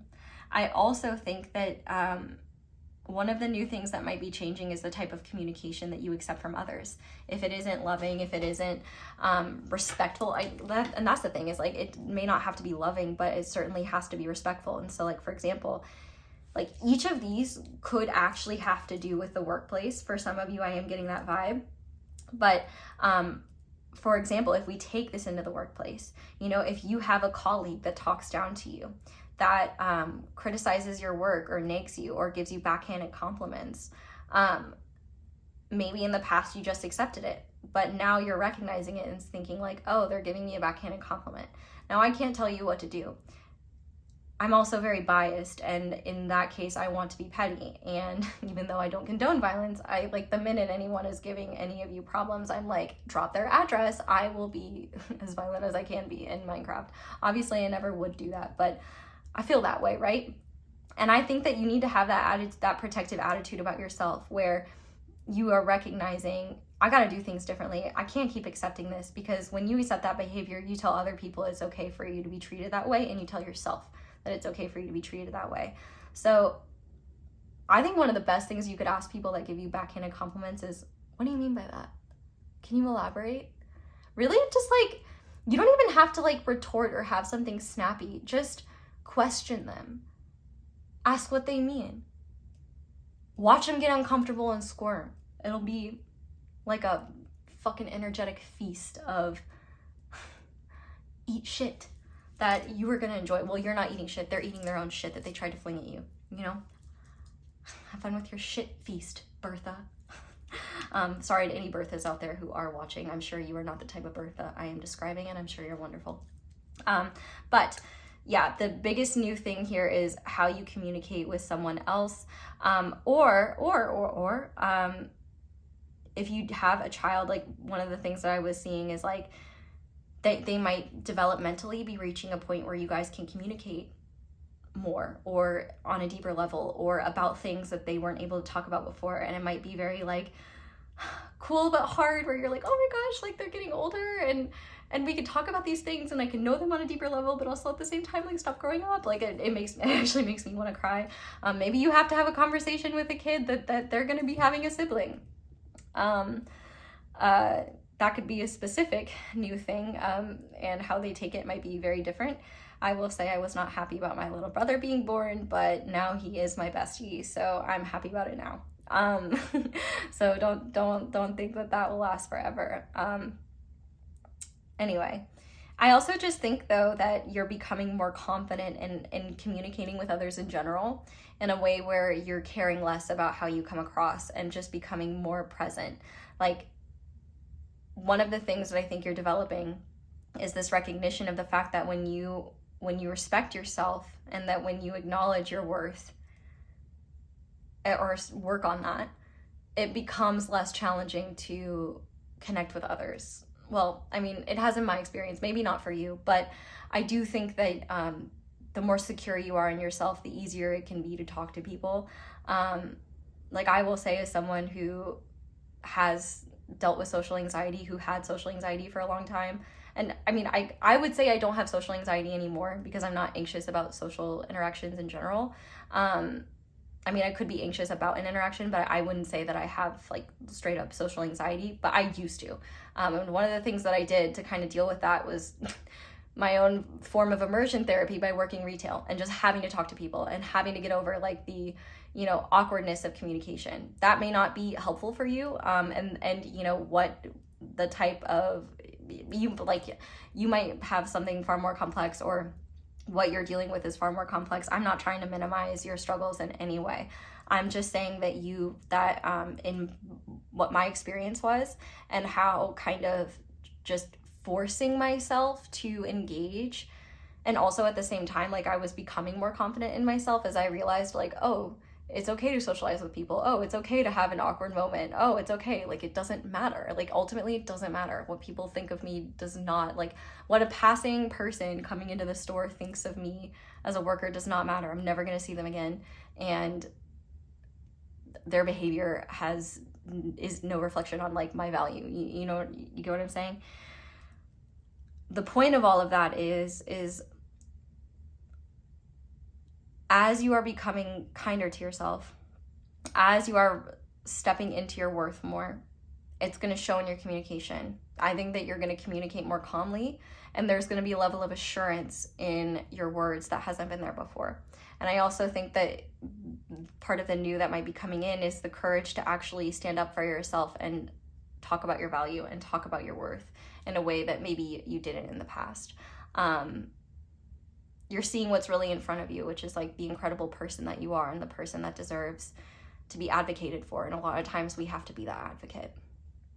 Now, with the 7th house being here, for some of you, I know I said that like all of these 3 could be connected. If this is connected to work, you could be entering a new business deal or exiting a business deal or a work deal with your boss. The Emperor here could be describing that and you taking control and standing in your power in a way where you are ending some sort of business partnership or starting some sort of business partnership as a result of what happens with work. However, this could also be something new, entering a partnership that you already have with someone. If you're in a relationship with someone, the new thing could be, you know, maybe there's a new element of your relationship coming in, or a new version of self, or maybe if you are in a partnership, your partner is stepping into a new sense of self where they are feeling more controlled and more relaxed. If you are in a partnership, one of the new feelings that, or one of the new experiences you might be having is a sense of control within the partnership, or just a feeling of empowerment within partnership, especially if you guys have been going through a challenging time or have felt maybe more disconnected. You might just be feeling positive momentum. However, for others, you could be meeting someone who could be a potential partner, a romantic partner, or a business partner, or just a friend. They could be an Aries, because the Emperor is ruled by Aries energy. They do not have to be, but or Aries season could be the time when this comes in. I can just definitely see, though, on a personal level, you are taking more agency and taking the lead in relationships in your life. So I could definitely see here one of the new things coming for you is a new sense of courage when it comes to communicating and connecting with others, where, you know, sure, maybe you still have full-blown social anxiety, but you have that, and then also the courage to stand up for yourself, or tell another person, hey, I like you, or tell your partner, hey, I feel disconnected, can we spend more time together? Like, there's a real energy here where what's new for you, Scooby-Doo, is you're going to solve that mystery, and you're going to solve the mystery of not feeling like you're in control of your relationships, which, I mean, I guess truly we're not. It's a collaboration, a co-creation, right? But in the sense that if you gave up control, or gave up your needs, or just gave up parts of yourself, you're stepping into yourself in new ways, where maybe in the past you wouldn't ask someone on a date. Now you're doing that. Or, you know, maybe if you wouldn't ask for more, you are this time around. You know, maybe you're interviewing for a position with somebody who seems to be like somebody that you could really benefit from. Maybe you're asking for individual time with them, or negotiating your salary in ways that you wouldn't in the past. You're becoming a boss in the sense that how you engage with others in your relationships is just as empowered as how you are feeling about yourself. You're not letting people walk all over you. You're not entering imbalanced connections, and you are allowing yourself to not be controlled by anyone else, focusing on what is within your control, and realizing how that keeps you safe in the process. Not only that, though, I do think that there is a sense here for those of you that are already in partnerships.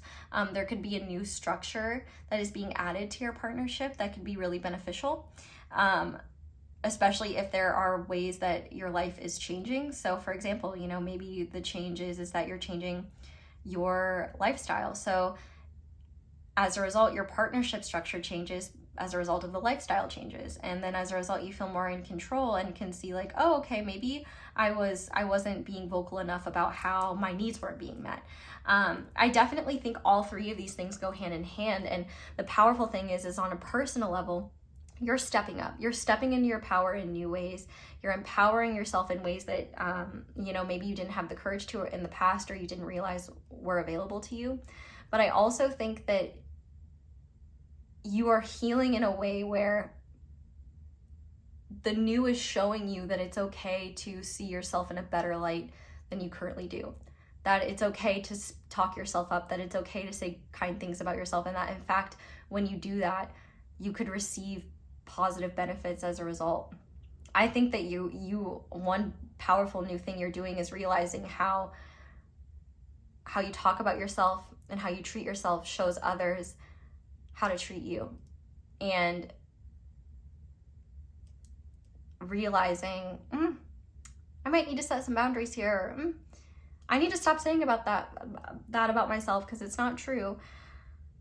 You may also be healing with siblings, like with this, you and a sibling or multiple siblings could be talking about how maybe a motherly figure impacted you guys. Maybe you all have the same beliefs about yourself or have similar wounds, and you might be talking about that and finding healing around that.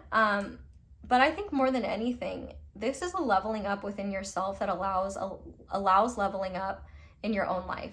The only thing I would say with this partnerships is that if you are currently in a partnership where your needs aren't met,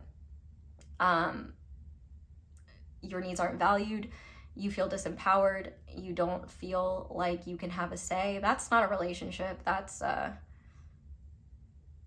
just a taker taking from a giver, right? You might be taking the lead in the situation and doing something differently. No matter what, though, you're being both gentler with yourself, you're nurturing yourself more, you're caring for yourself in better ways, and that's showing itself in how you talk to others, how you advocate for yourself, the types of behavior you will and won't put up with. That could be attracting the romantic partner that you are looking for. It could bring you closer to a romantic partner you already have, or it could make you aware of how a romantic partner, or just maybe anyone that is close to you in your life, is mistreating you and where you need to set boundaries. All in all, though, you're getting what you deserve, and what you deserve is a lot better than what you've allowed, a lot better than what you've accepted in the past, and a lot better than what you believe you deserve, because you deserve so much more than you give yourself credit for. And you also deserve things like basic human decency, kindness, understanding, and you deserve to have a connection to yourself where you know that life doesn't just happen to you, that you are an active participant, a willing participant, and if being a participant is not working for you or making your life harder, how can you change how you participate? This is you really becoming your own best friend in a way that, and becoming your own best advocate in a way that not only helps you get more out of life, but also helps you release the things about yourself that have been stopping you from having more in the first place. So I love to see it, but we're gonna go ahead now and just get some quick messages on like guidance to bring these things in.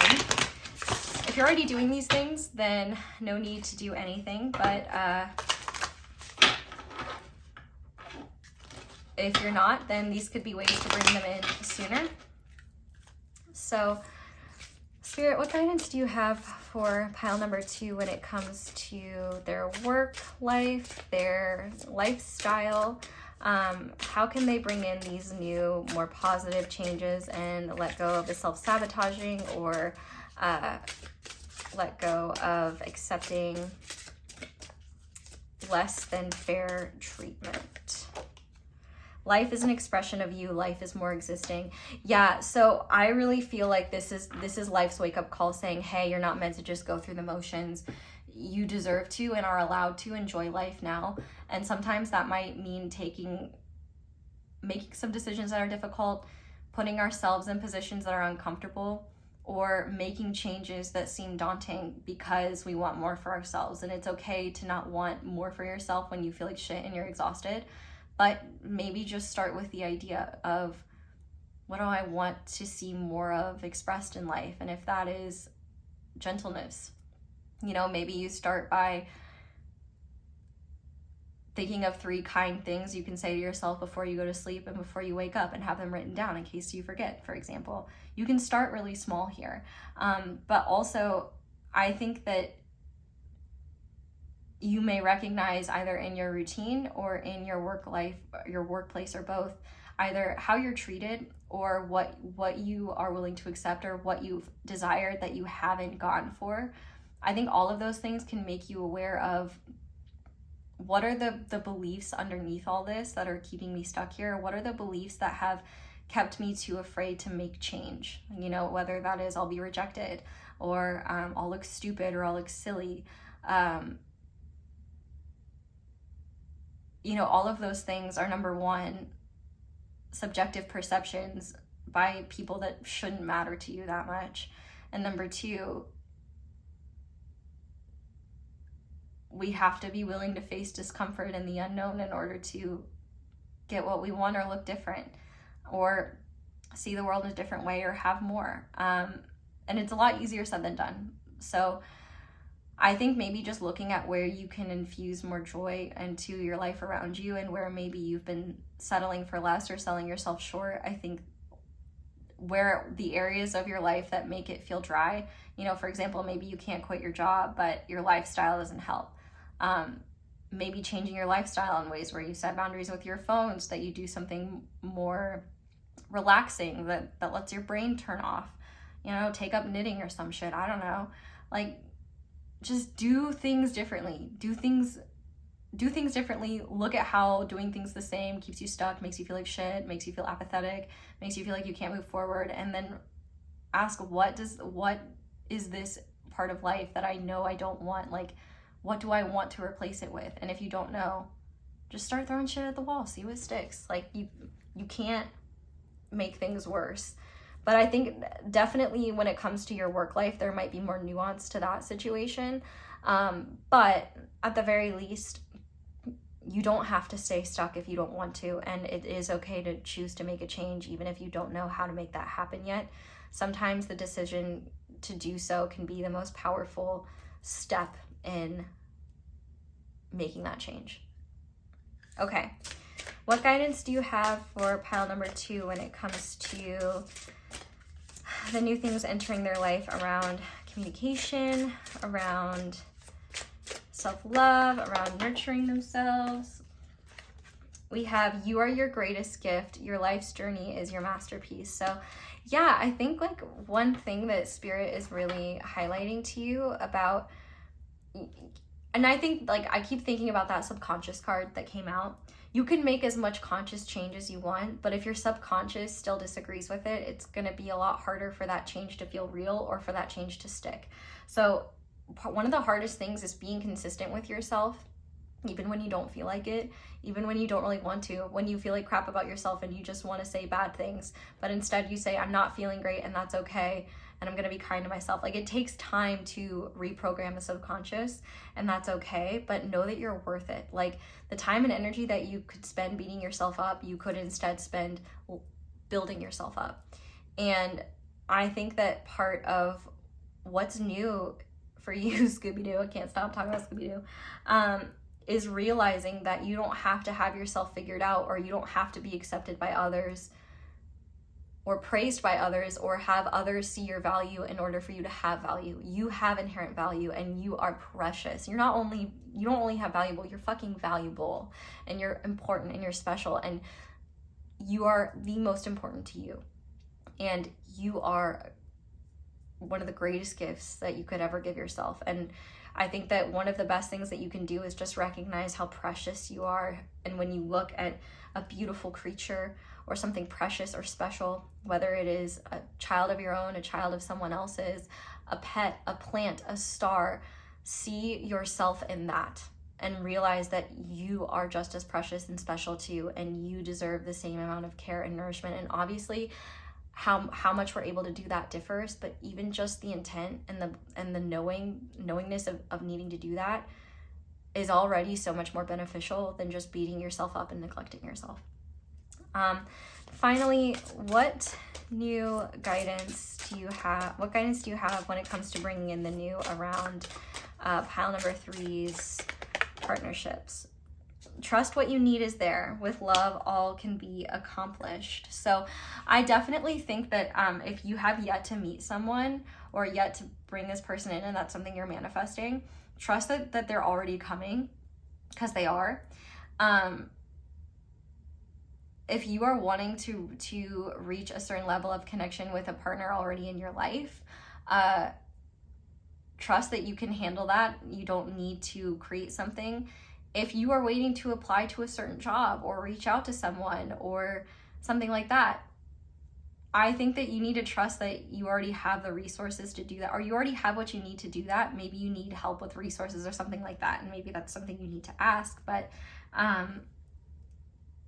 you don't have to do anything. You don't have to figure anything out. You just need to be more of you, and you just need to be more unapologetic about what you deserve and about what you want and what you desire, because those are the things that are going to get you where you want to go and where you want to be.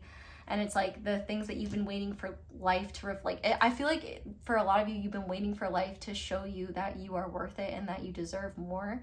And life is waiting for you to stand up and say, I deserve more and I am worth it. Because life can't give you more if you don't truly believe that. So rather than saying, so it's like flip-flopping it. Life is saying, we want to give you more. You do deserve more.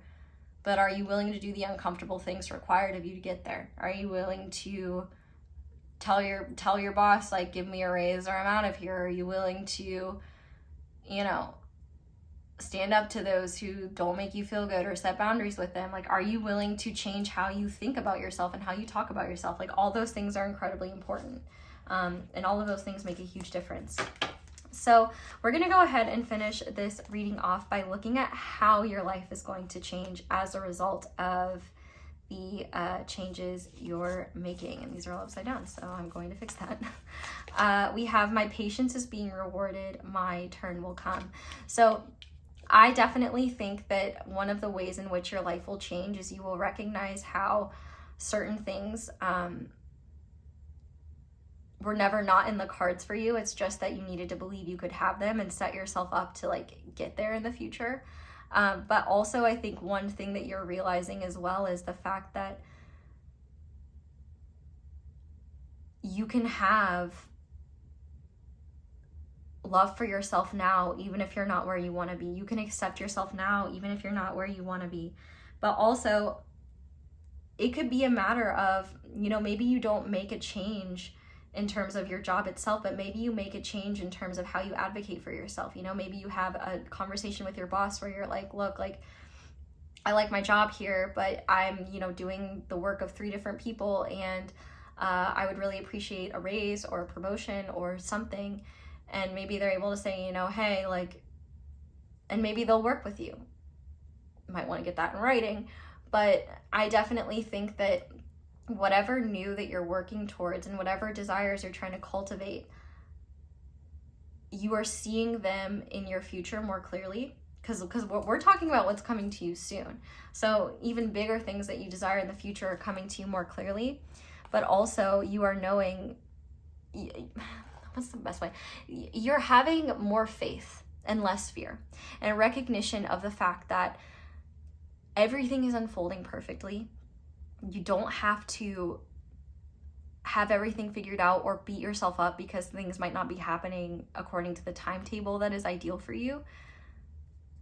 But also, I think you're going to start seeing how valuable it is to just work on yourself, because it's those exact character flaws that if you had all that you wanted and then had to work on yourself, those things could be the very things that you lose, that you work so hard to gain in the first place. And so it's almost like you're creating the solid foundation to ensure what you're cultivating in your future are things that you know how to handle, and that you know how to treat with care, and that you know how to stay in alignment with your own integrity as you receive more and more blessings. Does that make sense? I hope so. We also have the pink dolphin, celebration, fun, unbridled joy, open heart. I love this because I feel like, honestly, you do just need to be more gentle with yourself and have more fun. Like, you don't deserve to be so hard on yourself. And I also think too, like, there are things that you could be doing that would make your life more enjoyable now that you may not be allowing yourself because you feel like you don't deserve it, or you feel like you have to earn it. I think you've earned it, especially if you are feeling miserable or life just feels blah or you feel apathetic. You've earned, like, that should be a ticket straight to Fun Town. Like, you more than anyone needs that. Like, when life doesn't feel good or when you can't feel anything for life at all, that's really when you need to give yourself permission to have fun. And even if you don't feel anything, at least you're getting in the habit of recognizing when you really need to give yourself a break and be gentler. But we also have gratitude. Showing gratitude will make room for what you want to effortlessly materialize in your life. And I think that this gratitude is less about like what you're not acknowledging that you're grateful for outside of you, and more about having more room consciously to recognize and acknowledge how far you've come, how much you've grown as a person, and how it has not been easy on your journey, but you haven't given up on yourself, and gratitude for who you are. But I also think as well, like, if you're trying to make a good impression in a workspace, obviously every workspace is different, but if you have, like, I promise respect and acknowledgement can go a long way with certain personality types. I will say for others,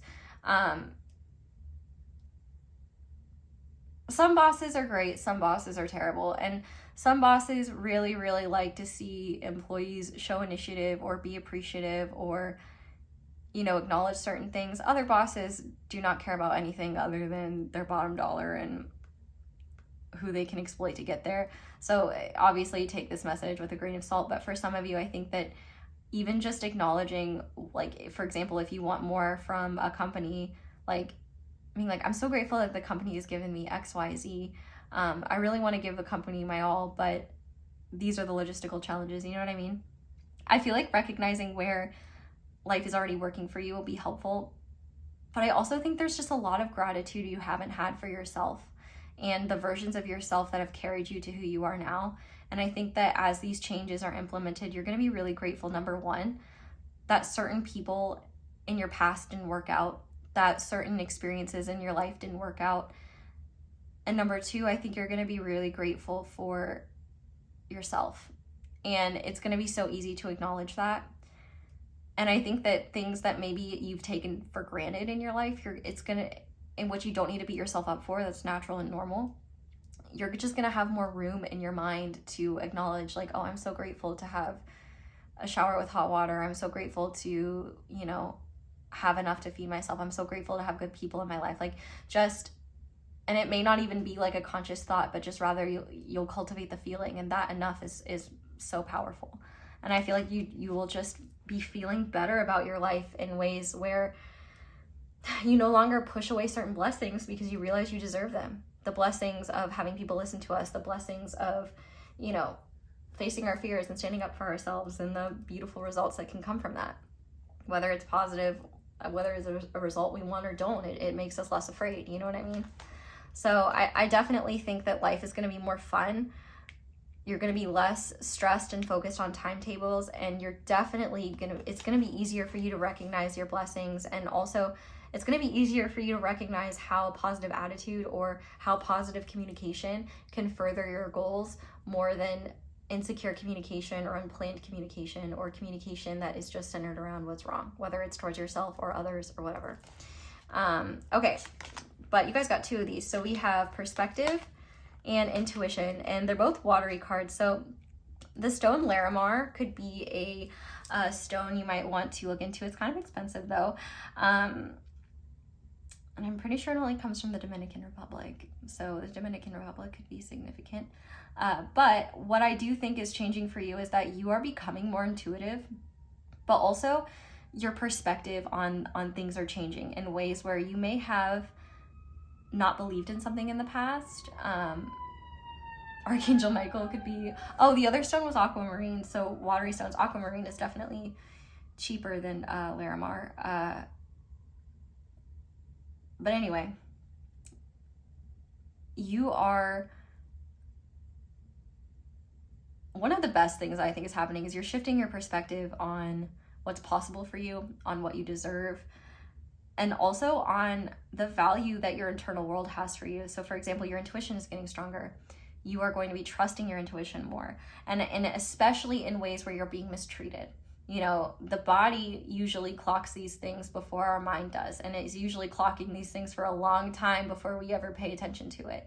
So, you know, for example, if you're around a certain coworker and your heart starts racing and your palms get sweaty and your mind starts to race, that is your body saying, this is an unsafe person. We need to set boundaries here. Whether you need to gray rock the shit out of them or remove yourself or whatever you need to do, you don't have to play nice or just accept their behavior because that's what's right. It doesn't sound like that's what's right for you. That might actually be wrong. I also think that your perspective is shifting in ways where self-deprecation, it's like you're taking off your self-deprecation goggles and instead looking at, oh, I can give myself a day off because I deserve to have fun, instead of I don't deserve to take the day off because I haven't gotten anything done. It's like, I haven't gotten anything done, but I know I won't get anything done by avoiding my tasks and beating myself up. So I'm just gonna have fun today. Those things will be there when I get back. Like, I think life's just, you're gonna be gentler on yourself, and that's gonna make the scary and intense aspects of life be less overwhelming if and when they happen. So for example, you know, if you do have a conversation like with a boss and they disagree with you, or they don't see your perspective, or they don't hire you, instead of thinking there's something inherently wrong with you, recognizing, okay, well, on to the next. Like, not taking things as personally and realizing that, like, you are valuable and your presence matters. And just because a certain environment can't see that, or your presence can't serve a particular environment, it doesn't mean that there's anything wrong with you. It just means that you are suited somewhere else, and you'll know that if it doesn't work out, you're being carried there. I definitely think that part of you becoming more empowered and having more control over yourself is recognition of where you may not be in control and where you may not have the answers, and how that's okay, and you don't have to have them in order to keep moving forward. I definitely think life is going to be less frenetic, less overwhelming, and less daunting the more this new era enters your life. And actually, I would also say Orca Agate could be a great stone for you to have. But I think it's actually a chalcedony. I don't know why people call it agate. I don't know. Are agates and chalcedony similar? I don't know. But I find this stone, like, this is one of my favorite stones, and I have it on me all the time. So that might be good for calming your nerves, or just having more courage in yourself, because orcas are majestic, fierce beasts, and you might find that you just really enjoy embracing your own inner orca. I mean, sure, there might be great white sharks in the water with you, but if you're a fucking orca, there's nothing to worry about. So pile number 2, that's where I'm going to leave this reading. So thank you guys so much for watching, and thank you so much for letting my ads play in the background. That's one of the simplest and easiest ways to show support and appreciation for my channel. So thank you to everyone who does that. If you'd like to support me in other ways, you can like this video, you can comment down below, let me know how it resonates. You can subscribe if you haven't already, and click that little notification bell to be notified whenever I upload a new reading. You can check out my merch, you can check out my social media, you can check out my candles. Be sure to use code ACE10 for 10% off. You can check out my my other videos, especially ones with extendeds. But yeah, that's, like, comment, subscribe, all of that's really helpful. So thank you to everyone who does that. Shout out to my notification squad. Love you guys. If you want me to see your comments, I usually see comments when I first upload. After that, it is up to fate, but that is all I have for you guys. So thank you so much for watching and for letting me read for you. I really hope this resonated. I hope you all have a wonderful day or night whenever it is that you're watching this video. I love you guys so much, and I hope you'll come back and see me again soon. Bye! Hi there, pile 3. Welcome to your reading, and thank you so much for being here. If you guys chose the Malachite Tower and the Green Witch Oracle, this is going to be a reading on the new things entering your life. And just as a reminder, this is a timeless reading, so it is meant for you when you find it, not when I uploaded it. And also, if you are interested, I have a little mention in Pile 1's reading about the crystal that they chose. If you buy crystals or if you are interested in that crystal, I just have a little PSA there. So if you want to check that out, that'll be time-stamped. But we are just going to go ahead and start by pulling 3 cards from this deck to look at the new things that are entering your life. And then we are going to be using the Good Tarot, one of my favorite tarot decks, to clarify and go a bit more deeply. It was not my intention for each reading to be basically an hour, but that's where we're at. We'll see if things are longer or shorter. Anyway, if you just want to focus on your life and your future and just getting the messages for you, clarity, and maybe ask that if this message is for you, there's some sort of sign or feeling or knowing, and if it's not, that you get the same. And if you don't get any confirmation, but you want this to be your future, then trust that it is yours, because you can create that, especially since you're here. It's accessible to you. Okay, so Spirit, what new things are entering Pile 3's life soon?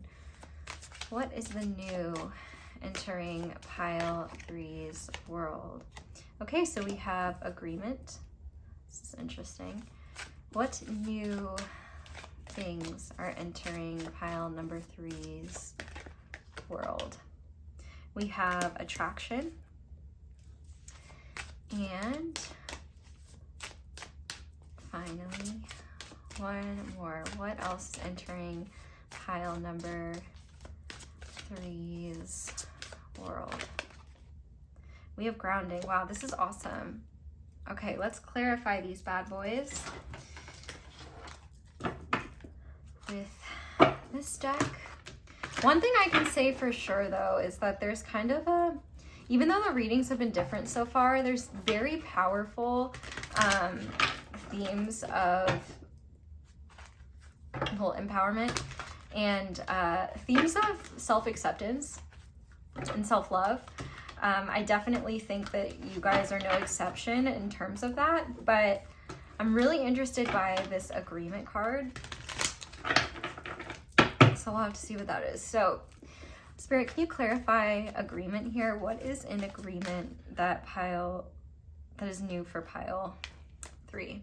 So for that, we have the 5 of Pentacles, and that makes a lot of sense. Okay. What about attraction? What can you clarify this attraction card? What new is entering Pile number 3's world? We have the Queen of Cups. And finally, grounding.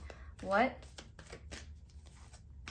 is entering Pile number 3's world when it comes to grounding? What is new about this? Wow, okay. This is awesome. Like, what's new that's entering your life is a shift from living life on autopilot to living life consciously. And we have the 8 of Wands on the back of the deck to confirm that, and the King of Wands underneath that. Like, you are stepping into your power. Like, all 3 groups, even though they're very different, like, there's this energy here of stepping into your own power. And for you, that is quite strong. Starting with this agreement card. This word is interesting to me because I'm currently doing a workshop that looks at our agreements, and we make tons of agreements with ourselves. Agreements about love, about money, about our value, about what we're worthy of, what we're not worthy of. And for you, I see a change in terms of agreements around unworthiness, agreements around lacking, not being enough, agreements around self-esteem, and agreements around receiving. The fact that we have the 5 of Pentacles clarifying this agreement, it is going to come into your awareness, if not the near future. An event will certainly make this happen, where you have agreements about not getting enough or are not deserving more. One of the new things entering your life is a newfound sense and understanding of what you are worthy of, and especially what your time and energy and services are worthy of. So for example, one of the new things that might be changing is you could be raising your prices in a way that makes you, if you're a business owner, that could be scaring you, but that would be really beneficial for you. Or let's say, for example, you refuse to, or you're not really changing things because you don't think you can do better. This doesn't even have to be financially. I think there's just some sort of agreement that you have with yourself subconsciously that you haven't earned things getting better, or that things can't get better, or that things can't be different, that you're always going to be stuck here, things are always going to be this way, or you're always going to not have enough. And that's changing. You're looking at things differently.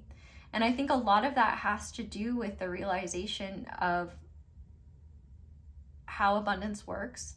And abundance isn't just about money, but it definitely plays into that.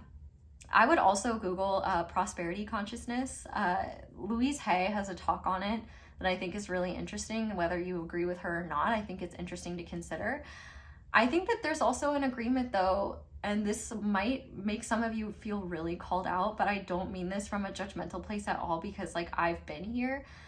You might have an agreement that you can't or shouldn't look at things in a positive way, or that you can't truly enjoy your life if other people are suffering, or you can't have more, or you'll never have more because of where you've been or what you're worth. And none of those things are true. However, it is very understandable that there could be very real barriers to taking the next step forward, but that doesn't mean it's impossible.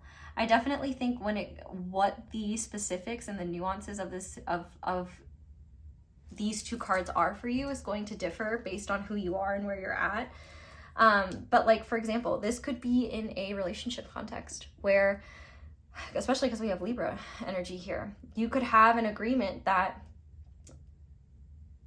people don't need to give you as much as you give them. You don't need to have reciprocal relationships. You might even have an agreement with yourself that, without even realizing it, that you feel more comfortable with people who take, because you might have an agreement with yourself that if you're not giving your all, then it's not enough, and you're not enough, and you don't deserve to receive anything in return.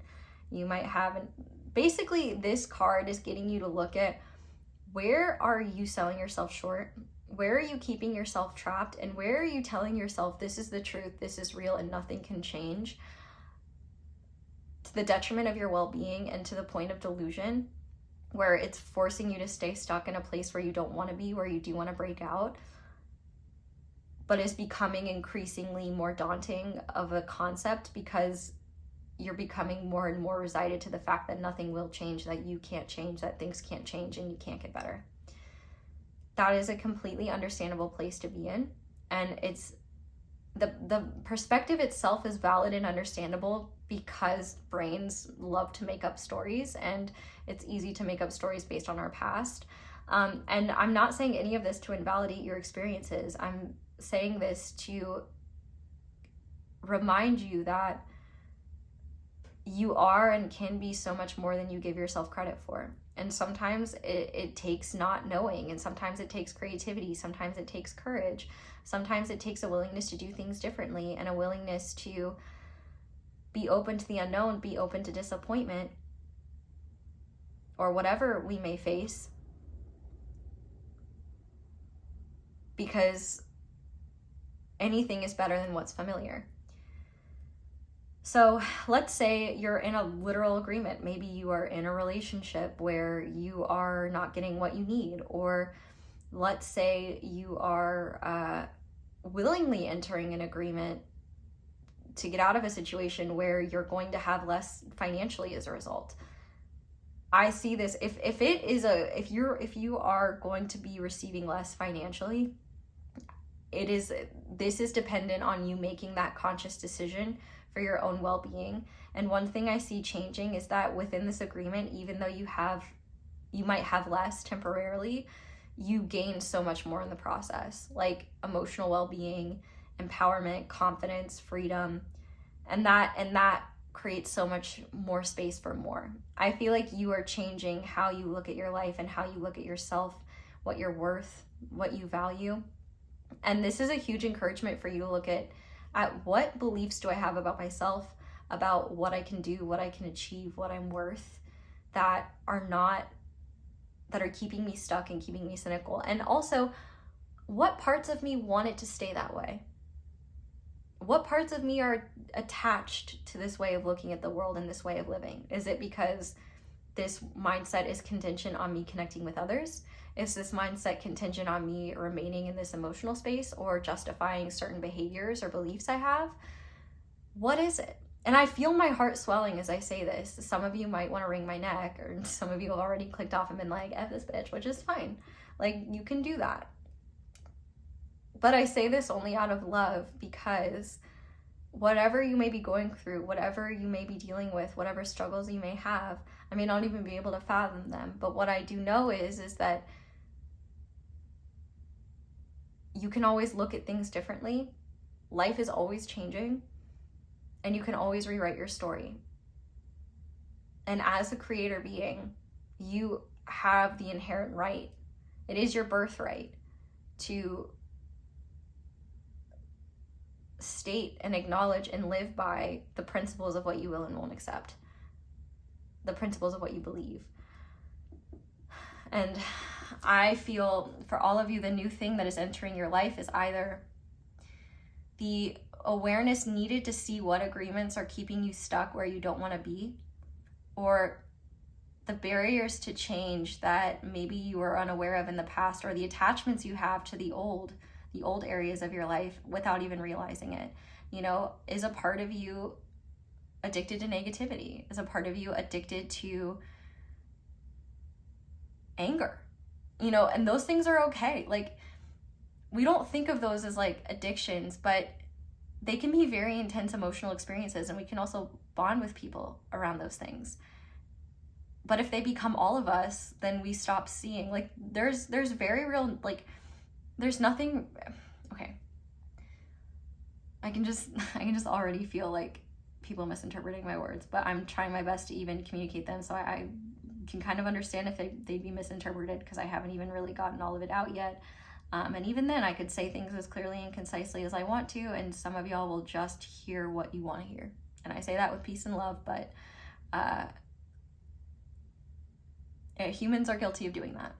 And I think maybe there is a part of you, your heart yearns to break free, but your ego might be attached to certain ways of doing things. Because what if you are wrong? Does that mean these past few years have been a waste? No, absolutely not.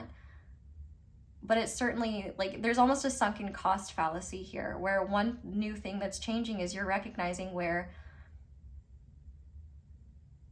you have sway over certain factors that might be making you miserable, or might be keeping you stuck in belief systems that don't serve you and don't help you live an enjoyable life. I definitely think one of the new things that is meant to enter your life is more of what you want, and just more. Like, are you Britney Spears? Because you need to be saying, give me more, like, not less. And I feel like maybe because you felt like you're not worthy of more, then it's just easier to be angry and sit in certain environments, or be with other people who are in the same state, or maybe even in worse off positions, and bond over that. And that makes sense. And I'm not condemning that in any way, shape, or form, unless it is holding you back from growing. If it's keeping you stuck in a place where it feels impossible to change, and getting you into a mindset where you think that nothing can ever change, you're always going to be here, you're always going to be stuck, you're always going to be miserable, everything's always going to suck, and you're always going to be suffering. That is a really, really, really hard, scary, and sad place to be. And I know that many people are there. I have been there myself, and you might be there right now. And if you are there right now, I want you to know that that's okay. You're allowed to think and feel that way.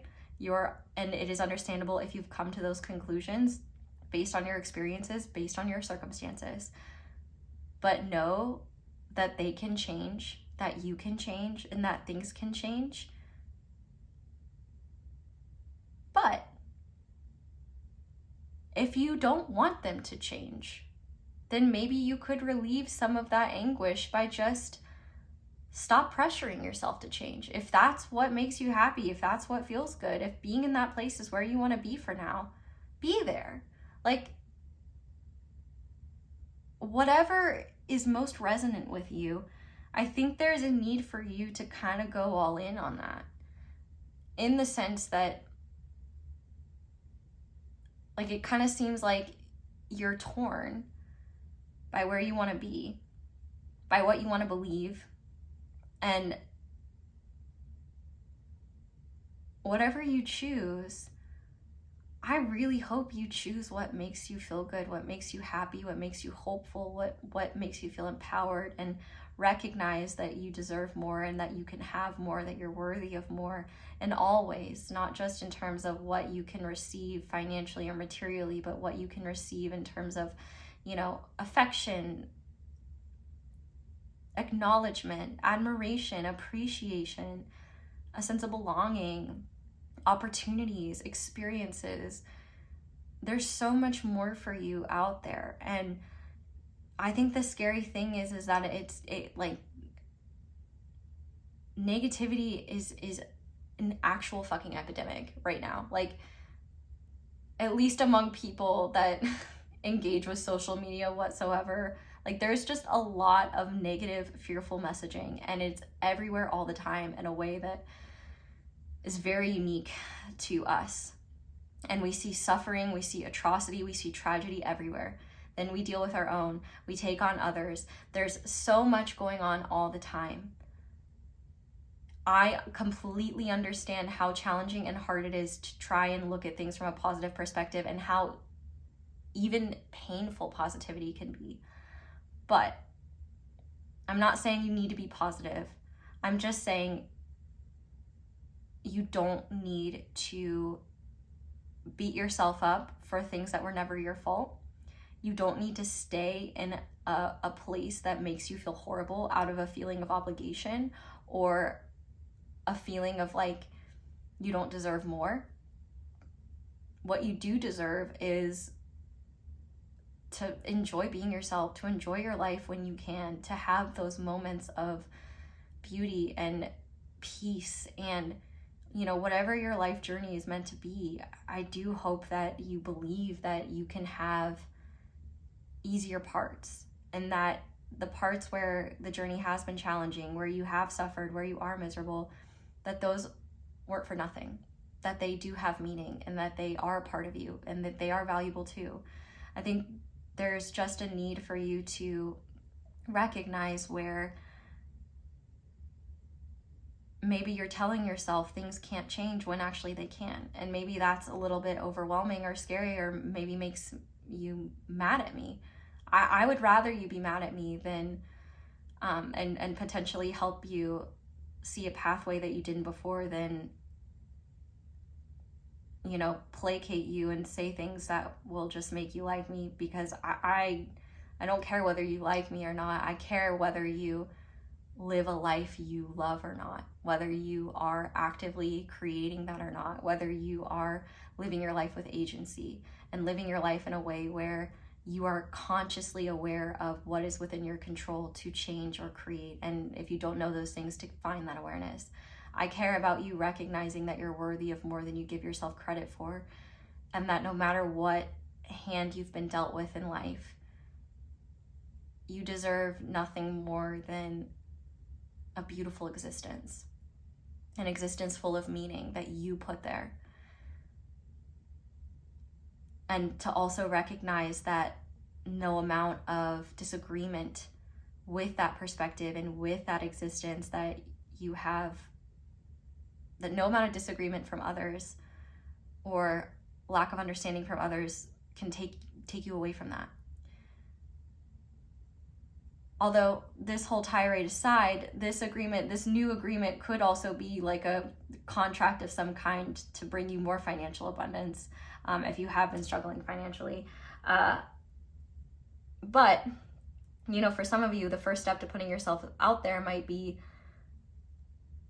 the belief that things can be different. Listen, it takes almost all of your energy to be stuck in a hole, mentally and emotionally. And if you're stuck there, I'm sending you all my love, and please take as much time and energy and space as you need to process that. You don't need to figure this all out tomorrow. But I think if I were to give you homework, it would just be, what would I like to believe about the world? What would make my heart feel hopeful again? What belief system would do that? What would give me a sense of hope, a sense of purpose? What would make this all worth it?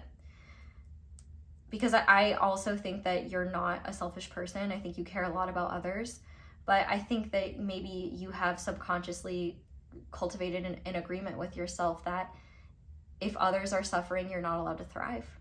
And that means you are never going to, because the human, like Earth, is to be human is to suffer. But also to be human is to do a lot of other things, like, you know, overthink and scratch our butts sometimes and pick our noses and think about like philosophy and shit. So, you know, there's lots of aspects of being human. And I think that what you've missed out on, and that's new, that's trying to enter your life, is you can have so much more than you realize, and you can be blessed with so much more. And like I said, this has, like, while money might be a component of it, it's also about enjoying your life, enjoying, you know, your body, enjoying like that experience. And that might take time. Like, I can't sit here and say I enjoy every aspect of existence. There's very few things in my daily routine that I can say I genuinely enjoy. I enjoy the feeling afterwards, though, of getting it done. So there's that.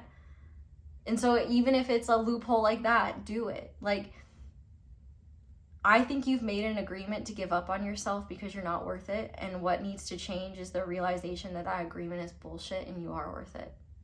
And no matter what struggles you're going through, or what your brain is telling you, or what others around you are telling you, especially if it's negative, especially if it keeps you stuck, that is not the truth of your circumstances, and you don't have to be trapped here. It might not be easy. It might take a lot of time and a lot of energy. But there you could challenge yourself to create it. Maybe create an agreement that I can get out of these circumstances in the easiest and best way for me, and I trust the universe to show me how. That's where you start. But here's why this agreement is so important. Because there are things you're trying to cultivate that you haven't been successful with. And the thing is I don't even like the fact that I said that. The only reason you haven't been successful is because it's not here yet, but it will be. The fact that we have this Queen of Cups here, the next thing that is entering your life is a reconnection to your heart space. Your heart is the most powerful source of energy that you have, and it is also a magnet. It is your most powerful source of manifestation. And what you are wanting to attract more of, these beautiful things, like maybe you're looking for a romantic partner. Maybe you are wanting to be perceived as more attractive. Maybe you are just wanting to attract more creative inspiration, more abundance, more prosperity. Anything and everything you could possibly want or desire out of life starts with what's in your heart and your ability to have faith in it.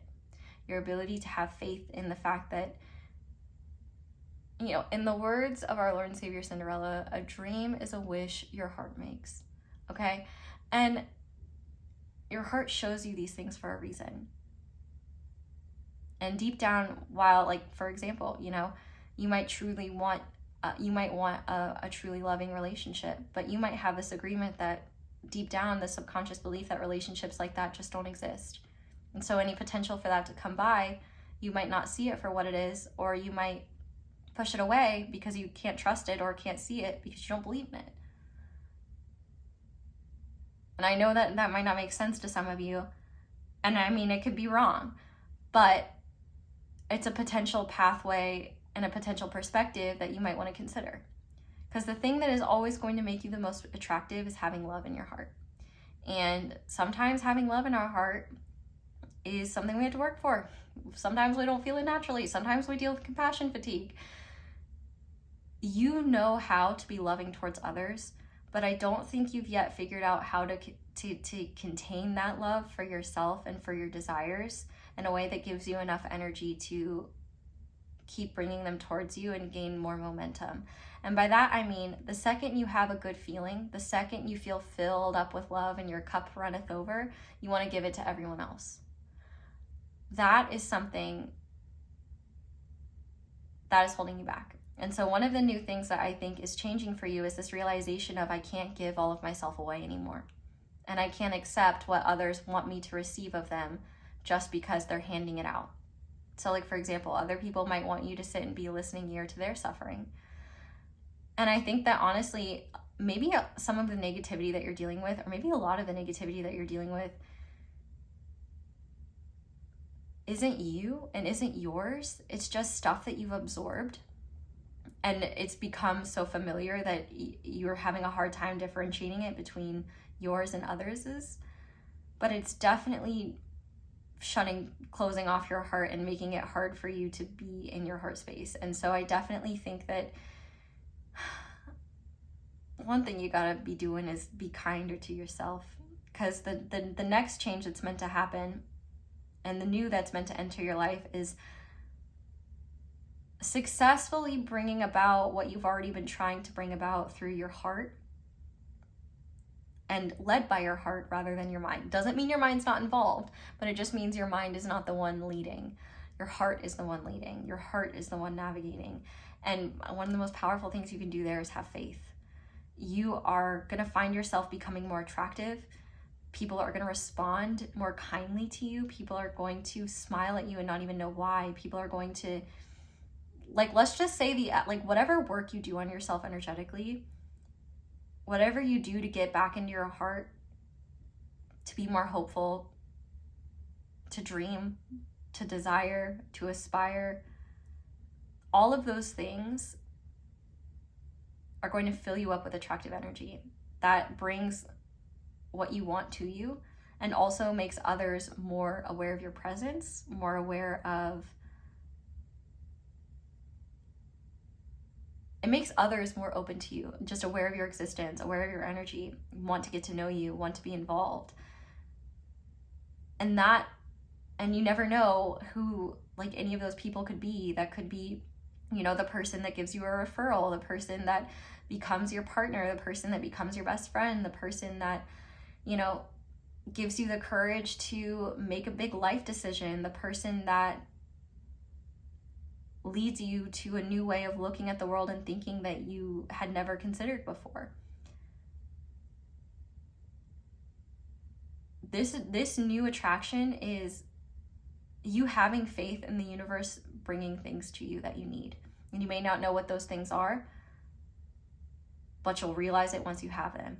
And so this new thing for you is one of the agreements that I think that you're going to be giving up is this idea that you have to work for everything, and that you have to earn everything, and that you have to figure everything out yourself, that you can't depend on anyone else. The universe is going to show you that by erasing that agreement, things can move forward a lot more fluidly and flow a lot more easily, because you're getting out of your own way and you're trusting in something greater than yourself.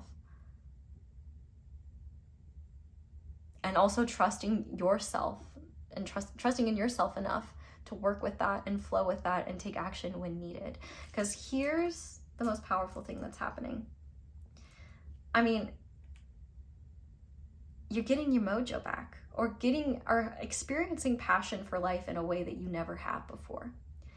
It's very hard to feel passionate about life when we don't see hope, when we are stuck in a really dark place, when we are buried in pain and negativity. And even if you're not there, I'm sure you know what it's like to be there. And even if your case is not as extreme, when I'm reading, generally there's a spectrum of energies. So, I have to talk to the ones that are on the more extreme end. So obviously just reject the messages that aren't for you. But you're reconnecting or connecting for the first time to your creative power and making what you want a reality. And not only that, getting excited and motivated and passionate about what else can I do? What else can I create? What else can I co-create with the universe on? Instead of your dreams staying in your head, staying in your heart, what's new is that they're actually meant to start materializing in the physical realm. And they can't do that if you don't believe you're worthy of it, or if you believe it can't happen, because the universe is going to agree with you.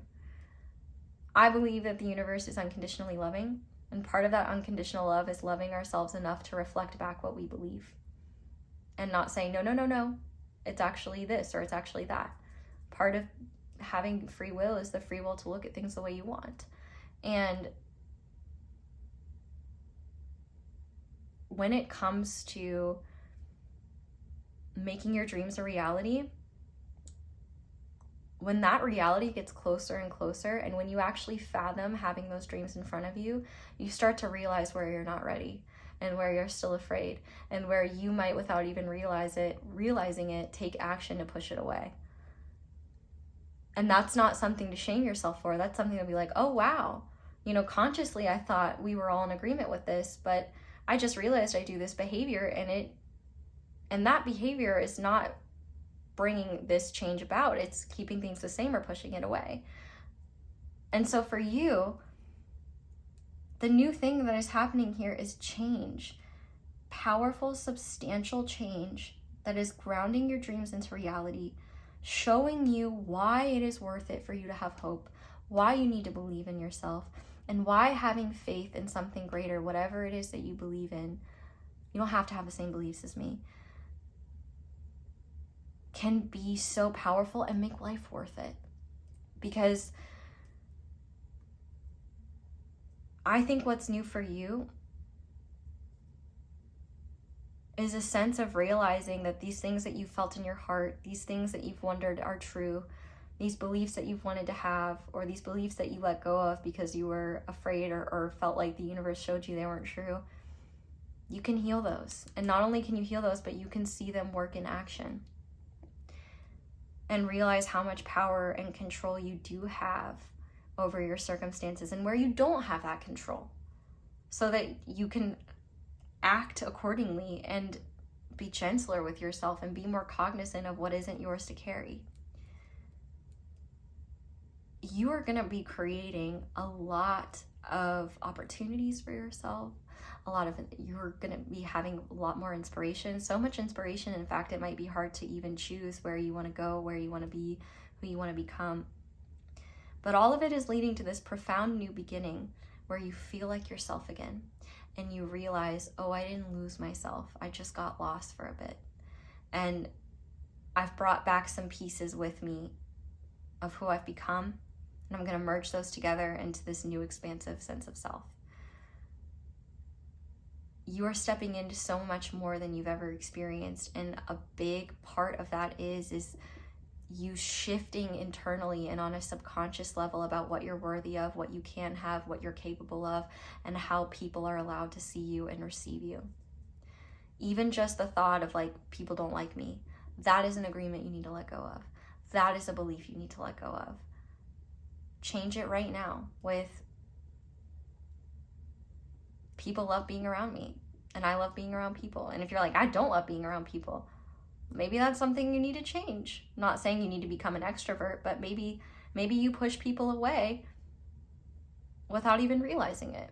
Maybe there are wonderful people right under your nose that you would have a great time with if you were open to the idea that maybe they liked you, and maybe they could like you, and maybe if you gave them a chance to get to know you, you would realize that you have more in common than you think, or that your differences could actually be powerful strengths together. It's actually,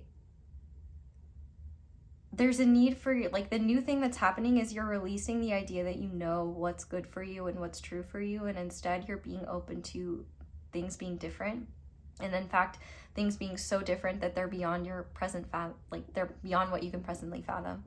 This is the most extreme change out of all the three piles, and I really love to see it, just because it's like you are really bouncing back from a place that can be really hard to get out of, and I think you're going to get out of it faster than you realize. And not only that, but you're going to realize where all your energy went. You're going to realize where all your creativity went, where all of your inspiration went. It was just lying dormant because you didn't have the mental energy the energy period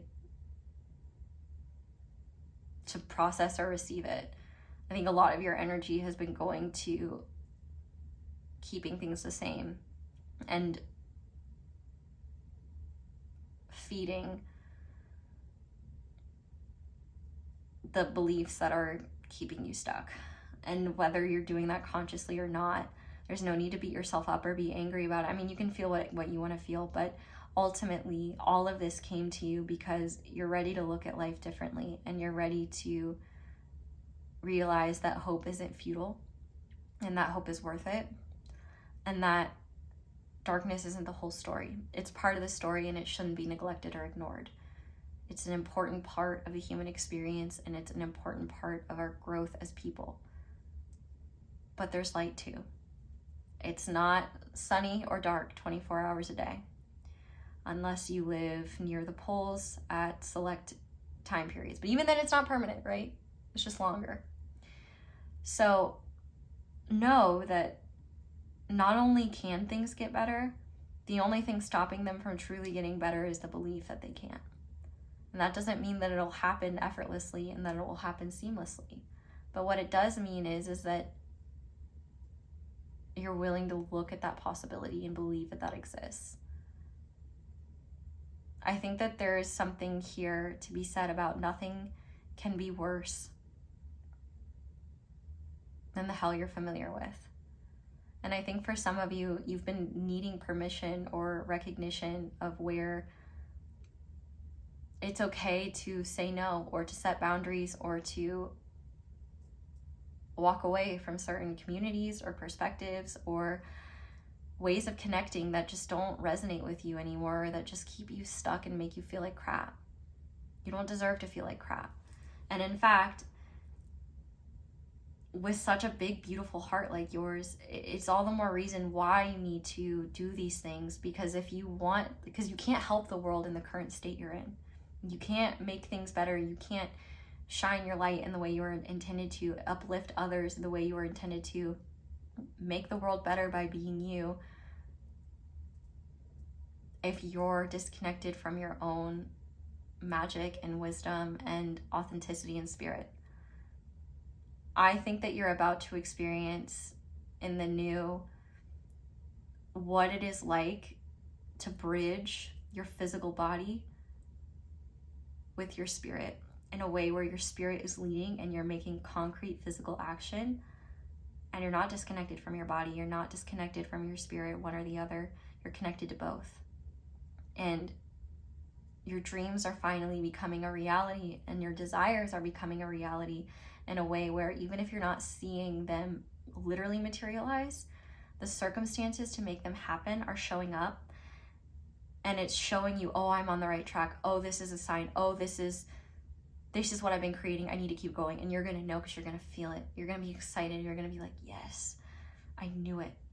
And I think that is going to be a big thing that fills your heart up with joy, where you're just like, I knew I could get, like, I knew this wouldn't be the case forever. And it doesn't mean you won't go back to a place like similar to the one you're in now. Like humans, but the important thing is know that you can also leave it, and knowing what factors get you there sooner or keep you stuck there can be a great help in moving out of that when it's time. So a lot of the new that's coming to you is a new way of looking at life, new beliefs about yourself, about what you're capable of, about what life can do for you and what you can do for life, about what opportunities are there for you, about what you're allowed to receive, about what you deserve. I mean, I think that this is a complete overhaul of self-loathing beliefs that keep you miserable, and realizing that nobody can take those away from you but yourself. And nobody can prove to you how worthy you are and how important you are and how much you matter. We can all say it, we can all do that, but if you don't believe it, there's really nothing anyone else can do. And that's why your beliefs matter so much. You can say, I know I deserve more, but knowing is not believing. To believe that you deserve more is gonna change how you think versus just consciously knowing that you deserve more. The belief of I'm about to get more. More is coming to me and I can receive more. Like that, like the belief and thought are different, and you are shifting at the level of belief, and that might take time. But what's happening here is this cyclical process of see the agreement. I have this agreement with myself about XYZ. Maybe you become aware of it in action. Maybe you become aware of it in thought and observation. Oh, that agreement is not working with me and it doesn't align with XYZ desire. You might want to start actually with desire, with dreams. What dreams and desires do you have? And look at what's wrong with those. Why can't you have those? And then take those and say, okay, I can't have a loving partner because I'm not worthy of real love. Okay, that's the agreement we got to deal with. What are we going to replace it with? What would it be like to actually believe that we're worthy of love? And if we knew we were worthy of love, how would we behave? How would we look at things differently? Like, it is a very confronting and intense thing to do. And I'm telling you, it's okay to feel so many types of ways about it and to feel uncomfortable and triggered and upset. Those are signs of the old leaving and you releasing. Those are signs of movement, especially if you're used to apathy and feeling nothing other than like anger or frustration or misery, right? So just know these new things are coming to you no matter what. Because I think deep down you do have a belief, whether you want to admit it to yourself or not, that it'll all get figured out. And that deep down, there is more out there for you. It's just, I think they're conflicting with a lot of beliefs that there isn't. And I think you've had a lot of time and space to reinforce those beliefs, and it's going to take time and space to reinforce the opposite. But just know it's worth it, and you're worth it. And what you're really doing is grounding the life that your spirit envisioned for yourself before you came here. And I don't say that stuff very lightly, so I genuinely believe that. Like, it is so powerful and important that you are you, that you are the unique combination of genetics and nature and nurture, that you are your experience, your perspective, everything in your life and everything that you are has value in some way or another. And there's always a way that you can serve. There's always room for you. There's always enough for you. Always. And it's okay if you have a hard time seeing that.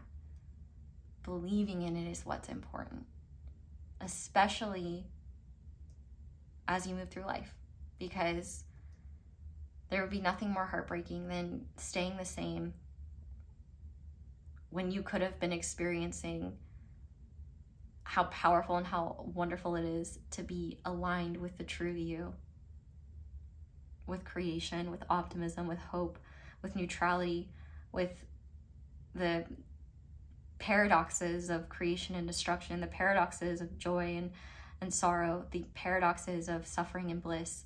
You've experienced the suffering. Spirit wants you to experience the bliss. Like, you know one end of that binary, but I don't know if you know the other.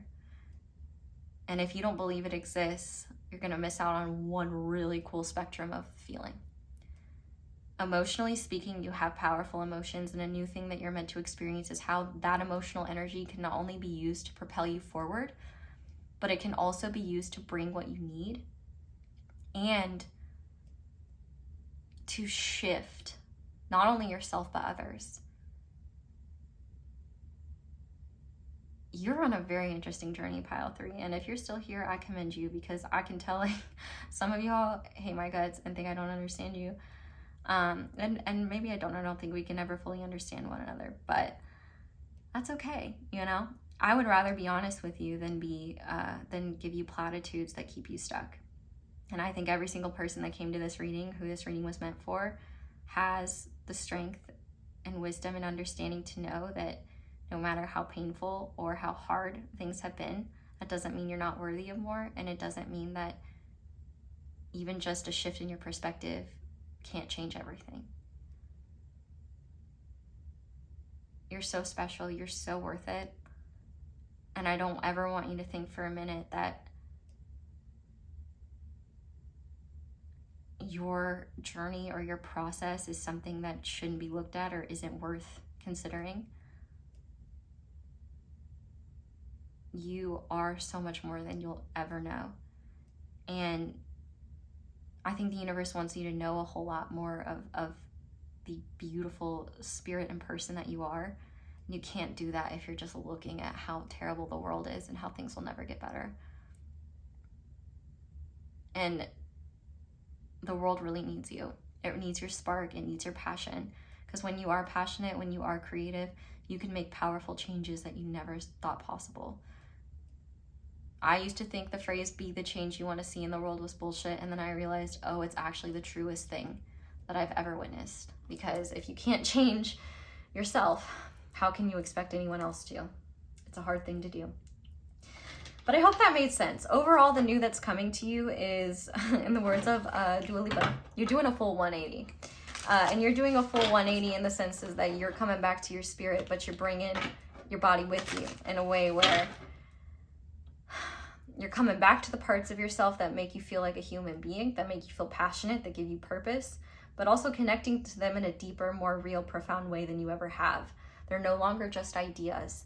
They're now concepts that you can ground into reality, and it's a process of trial and error with the universe. But you're gonna do it. I know you are. So let's get some guidance on how to bring these things in, or what you can do to bring them in sooner, or deal with them in the best way possible. If you're already doing these things, then there's nothing else to do. So Spirit, what guidance do you have for pile number 3 when it comes to and I do just want to mention too, like, even the deck that I chose for you guys is the Good Tarot. Like, it's time for you to experience some of the goodness life has to offer, and I think you need to believe that life can offer it, and that you're not a bad person for receiving it. Okay. Pile number 3, please. What guidance do you have for them about new agreements, bringing in new understanding? Yes, it is safe to let go. You are surrounded by love. You don't need to justify the perspectives you've had. You don't need to reconcile the ways in which you've taken on beliefs that were never yours in the first place. You can just let go of it and say no. You don't have to understand the root of why you have a certain belief. You can just say, no, I don't accept that. It's not the truth. You can just let go. You literally do not have to, you don't have to have everything figured out in order to release it. You know, you don't have, like, when you fall and you scratch your knee, unless you have hemophilia, your body's gonna fix that shit itself. You don't have to think about how to do it. And I think a lot of healing actually works that way, where we don't have to consciously think and know that something is happening. A lot of these processes happen naturally. One of the best things that you can do is consciously recognize how your brain holds on, how it tries to make sense of things so that it's understandable to itself, right? Recognize that it doesn't have to make sense. Maybe right now the idea that life can get better, that things can change, or that unlimited possibilities are available to you does seem like an impossible belief, does seem like you can't possibly fathom how that could happen. You don't need to look at it from a linear conscious perspective. You need to believe it and live it, and recognize that sometimes we have to believe in something we can't see or don't know is real or true yet. That's why the belief itself is so powerful, and why our beliefs are so powerful, because when they do materialize, which they're meant to, you will be blown away by how powerful and how far you can go with just belief in yourself and in the universe, and conviction in where you're headed. That's more than enough. Okay. What guidance do you have for pile 3 when it comes to attracting more of what they want, attracting what they need, attracting more in general, attracting more love, especially into their heart space? You are being called into service. Believe in your own guidance. So yeah, I think for a lot of you, there may be things that you tell other people that you don't believe for yourself. And not only that, but you like giving to people. You like being of service.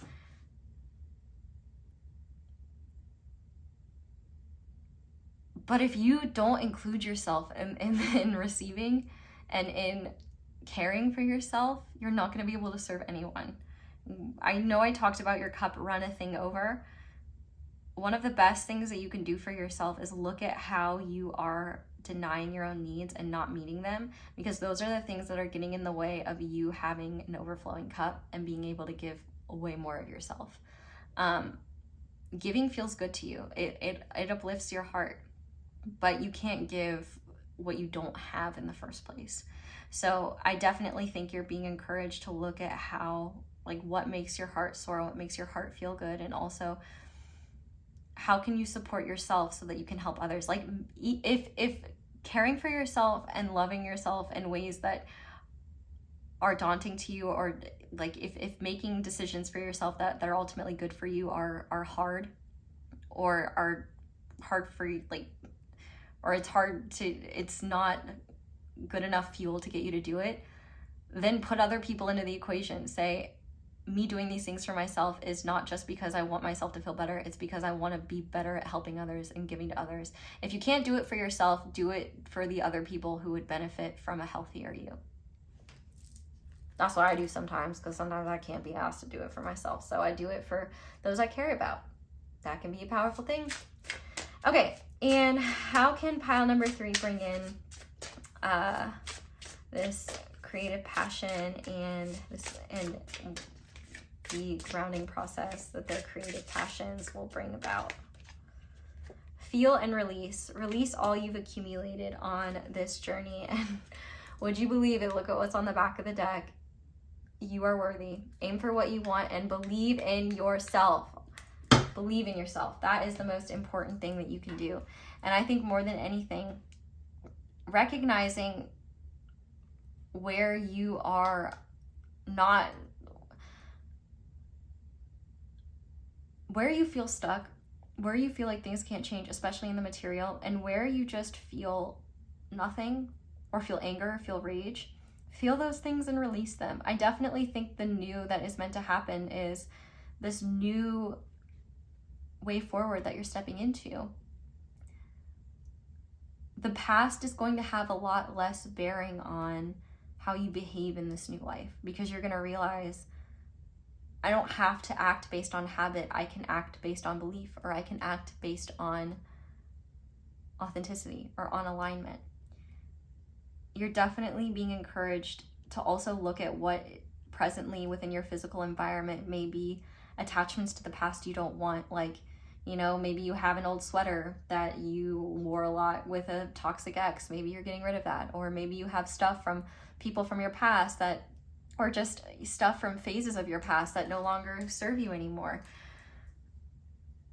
Whatever it may be, I just definitely think that one powerful agreement you could have with yourself is the idea that the past cannot come with you into the future if it stops you from cultivating the future that you in your heart want to create, and that will be joyful and aligned with you. The past cannot come with you if it taints the future. The past can come with you if it supports your future.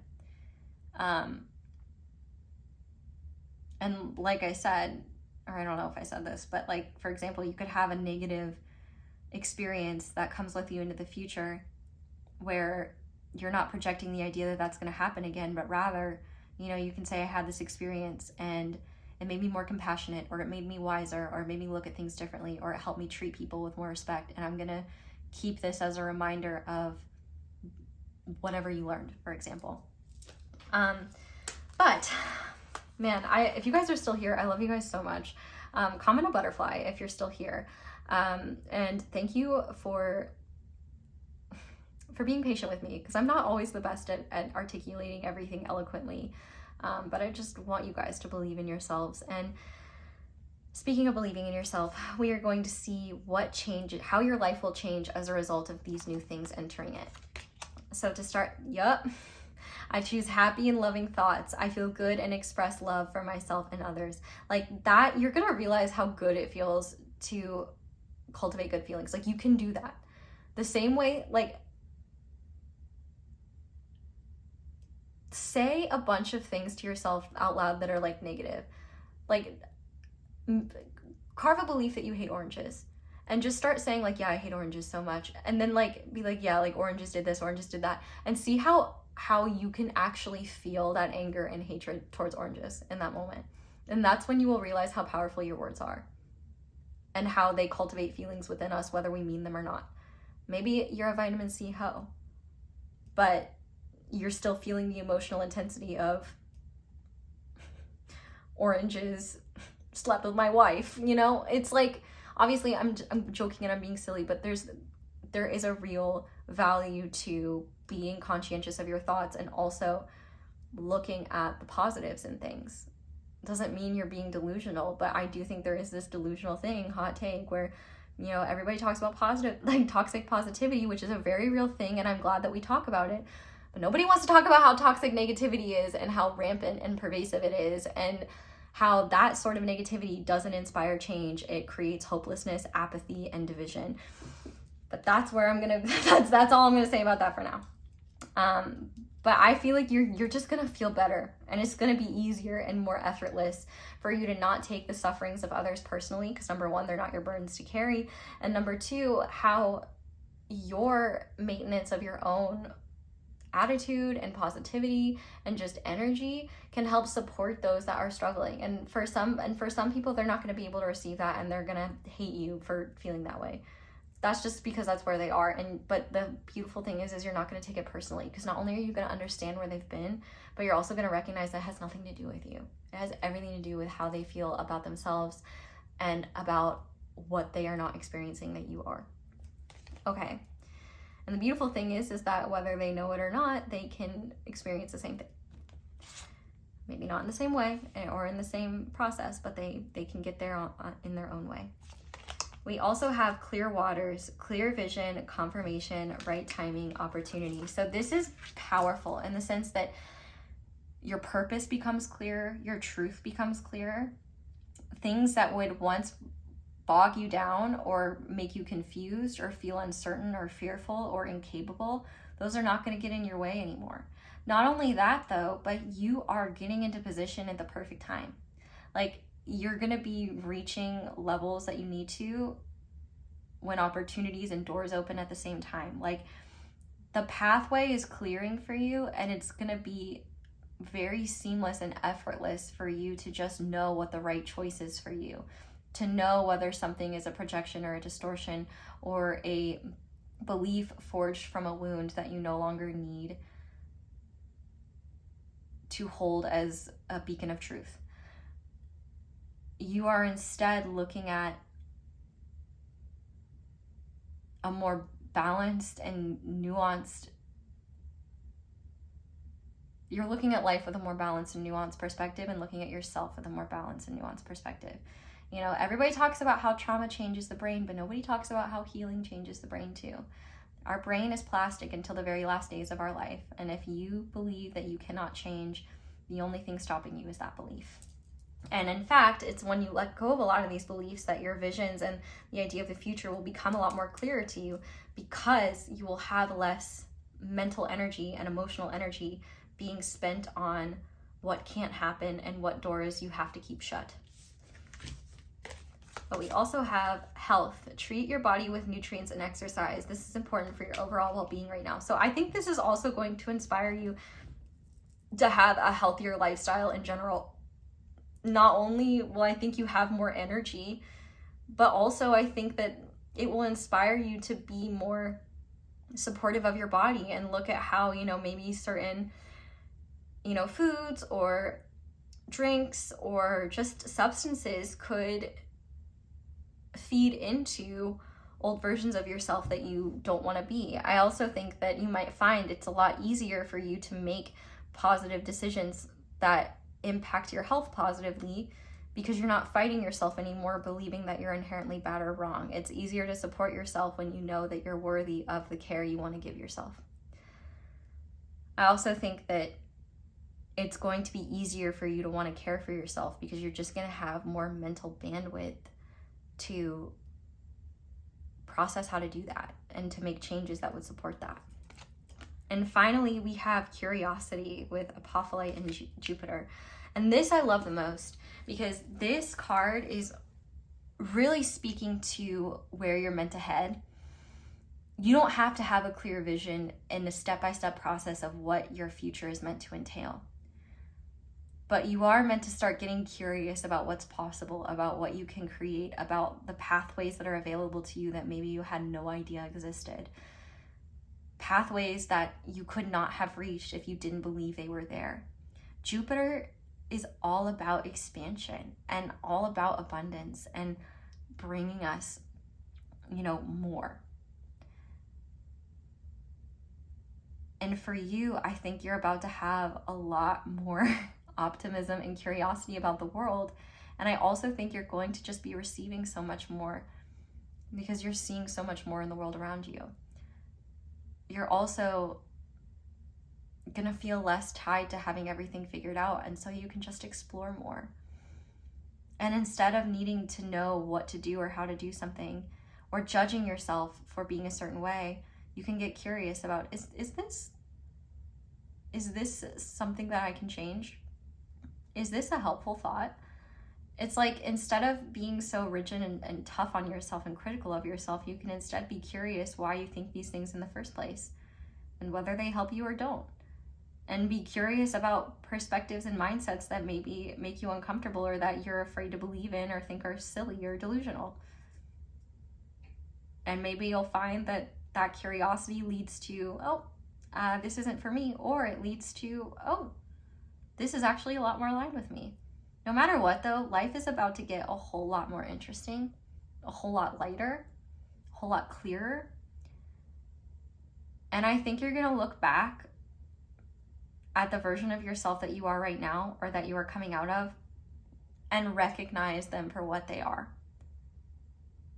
A version of yourself who is just as worthy of love as this future version of yourself and this past version of yourself, that is just going through it and is bogged down. And for whatever the circumstances and reasons for that, whether they're self-created, created outside of you, or a mixture of both, you are just as deserving of compassion and understanding, and you are just as deserving of hope.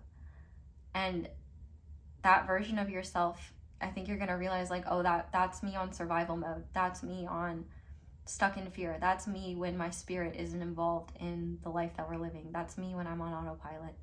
And you're about to discover what you looks like when you're conscious, when you consciously interact with your life and yourself, when you consciously create, when you consciously believe in yourself and believe in what you can do and believe in your ability to handle challenges as they come and believe that you deserve more.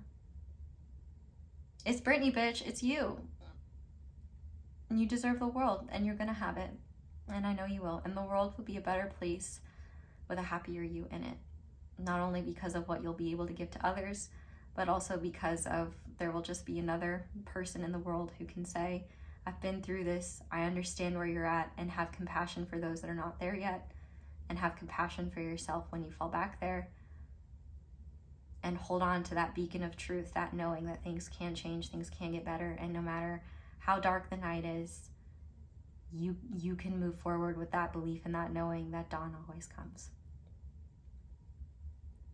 Like a little Renesmee, you are breaking dawn, and I'm excited for you. And yeah, I can't wait for you to just unlock the power of your own excellence and the power of believing in yourself, because you are an incredible being and you're going to do incredible things. And the first incredible thing you're going to do is completely shift your perspective to one that supports the incredible things you're meant to do. So, pile number 3, that is where I'm going to leave this reading. Thank you for not shipping me, and thank you for not hating me, but if you do, that's okay. Thank you for being here, and thank you for letting me read for you, and thank you for letting my ads play in the background while you do something else, because that is one of the simplest and easiest ways to show support and appreciation for my channel. But if you'd like to show support in other ways, you can like this video, comment down below, let me know how it resonates. You can subscribe if you haven't already. You can click that little notification bell to be notified whenever I upload a new reading. You can check out my merch, my social media, my candles. Be sure to use code XO10 for 10% off. You can check out my other videos, especially ones with extended But that's all I have for you guys, so thank you so much for watching and for letting me read for you. I hope you all have a wonderful day or night whenever it is that you're watching this video, and I hope you'll come back and see me again soon. Bye!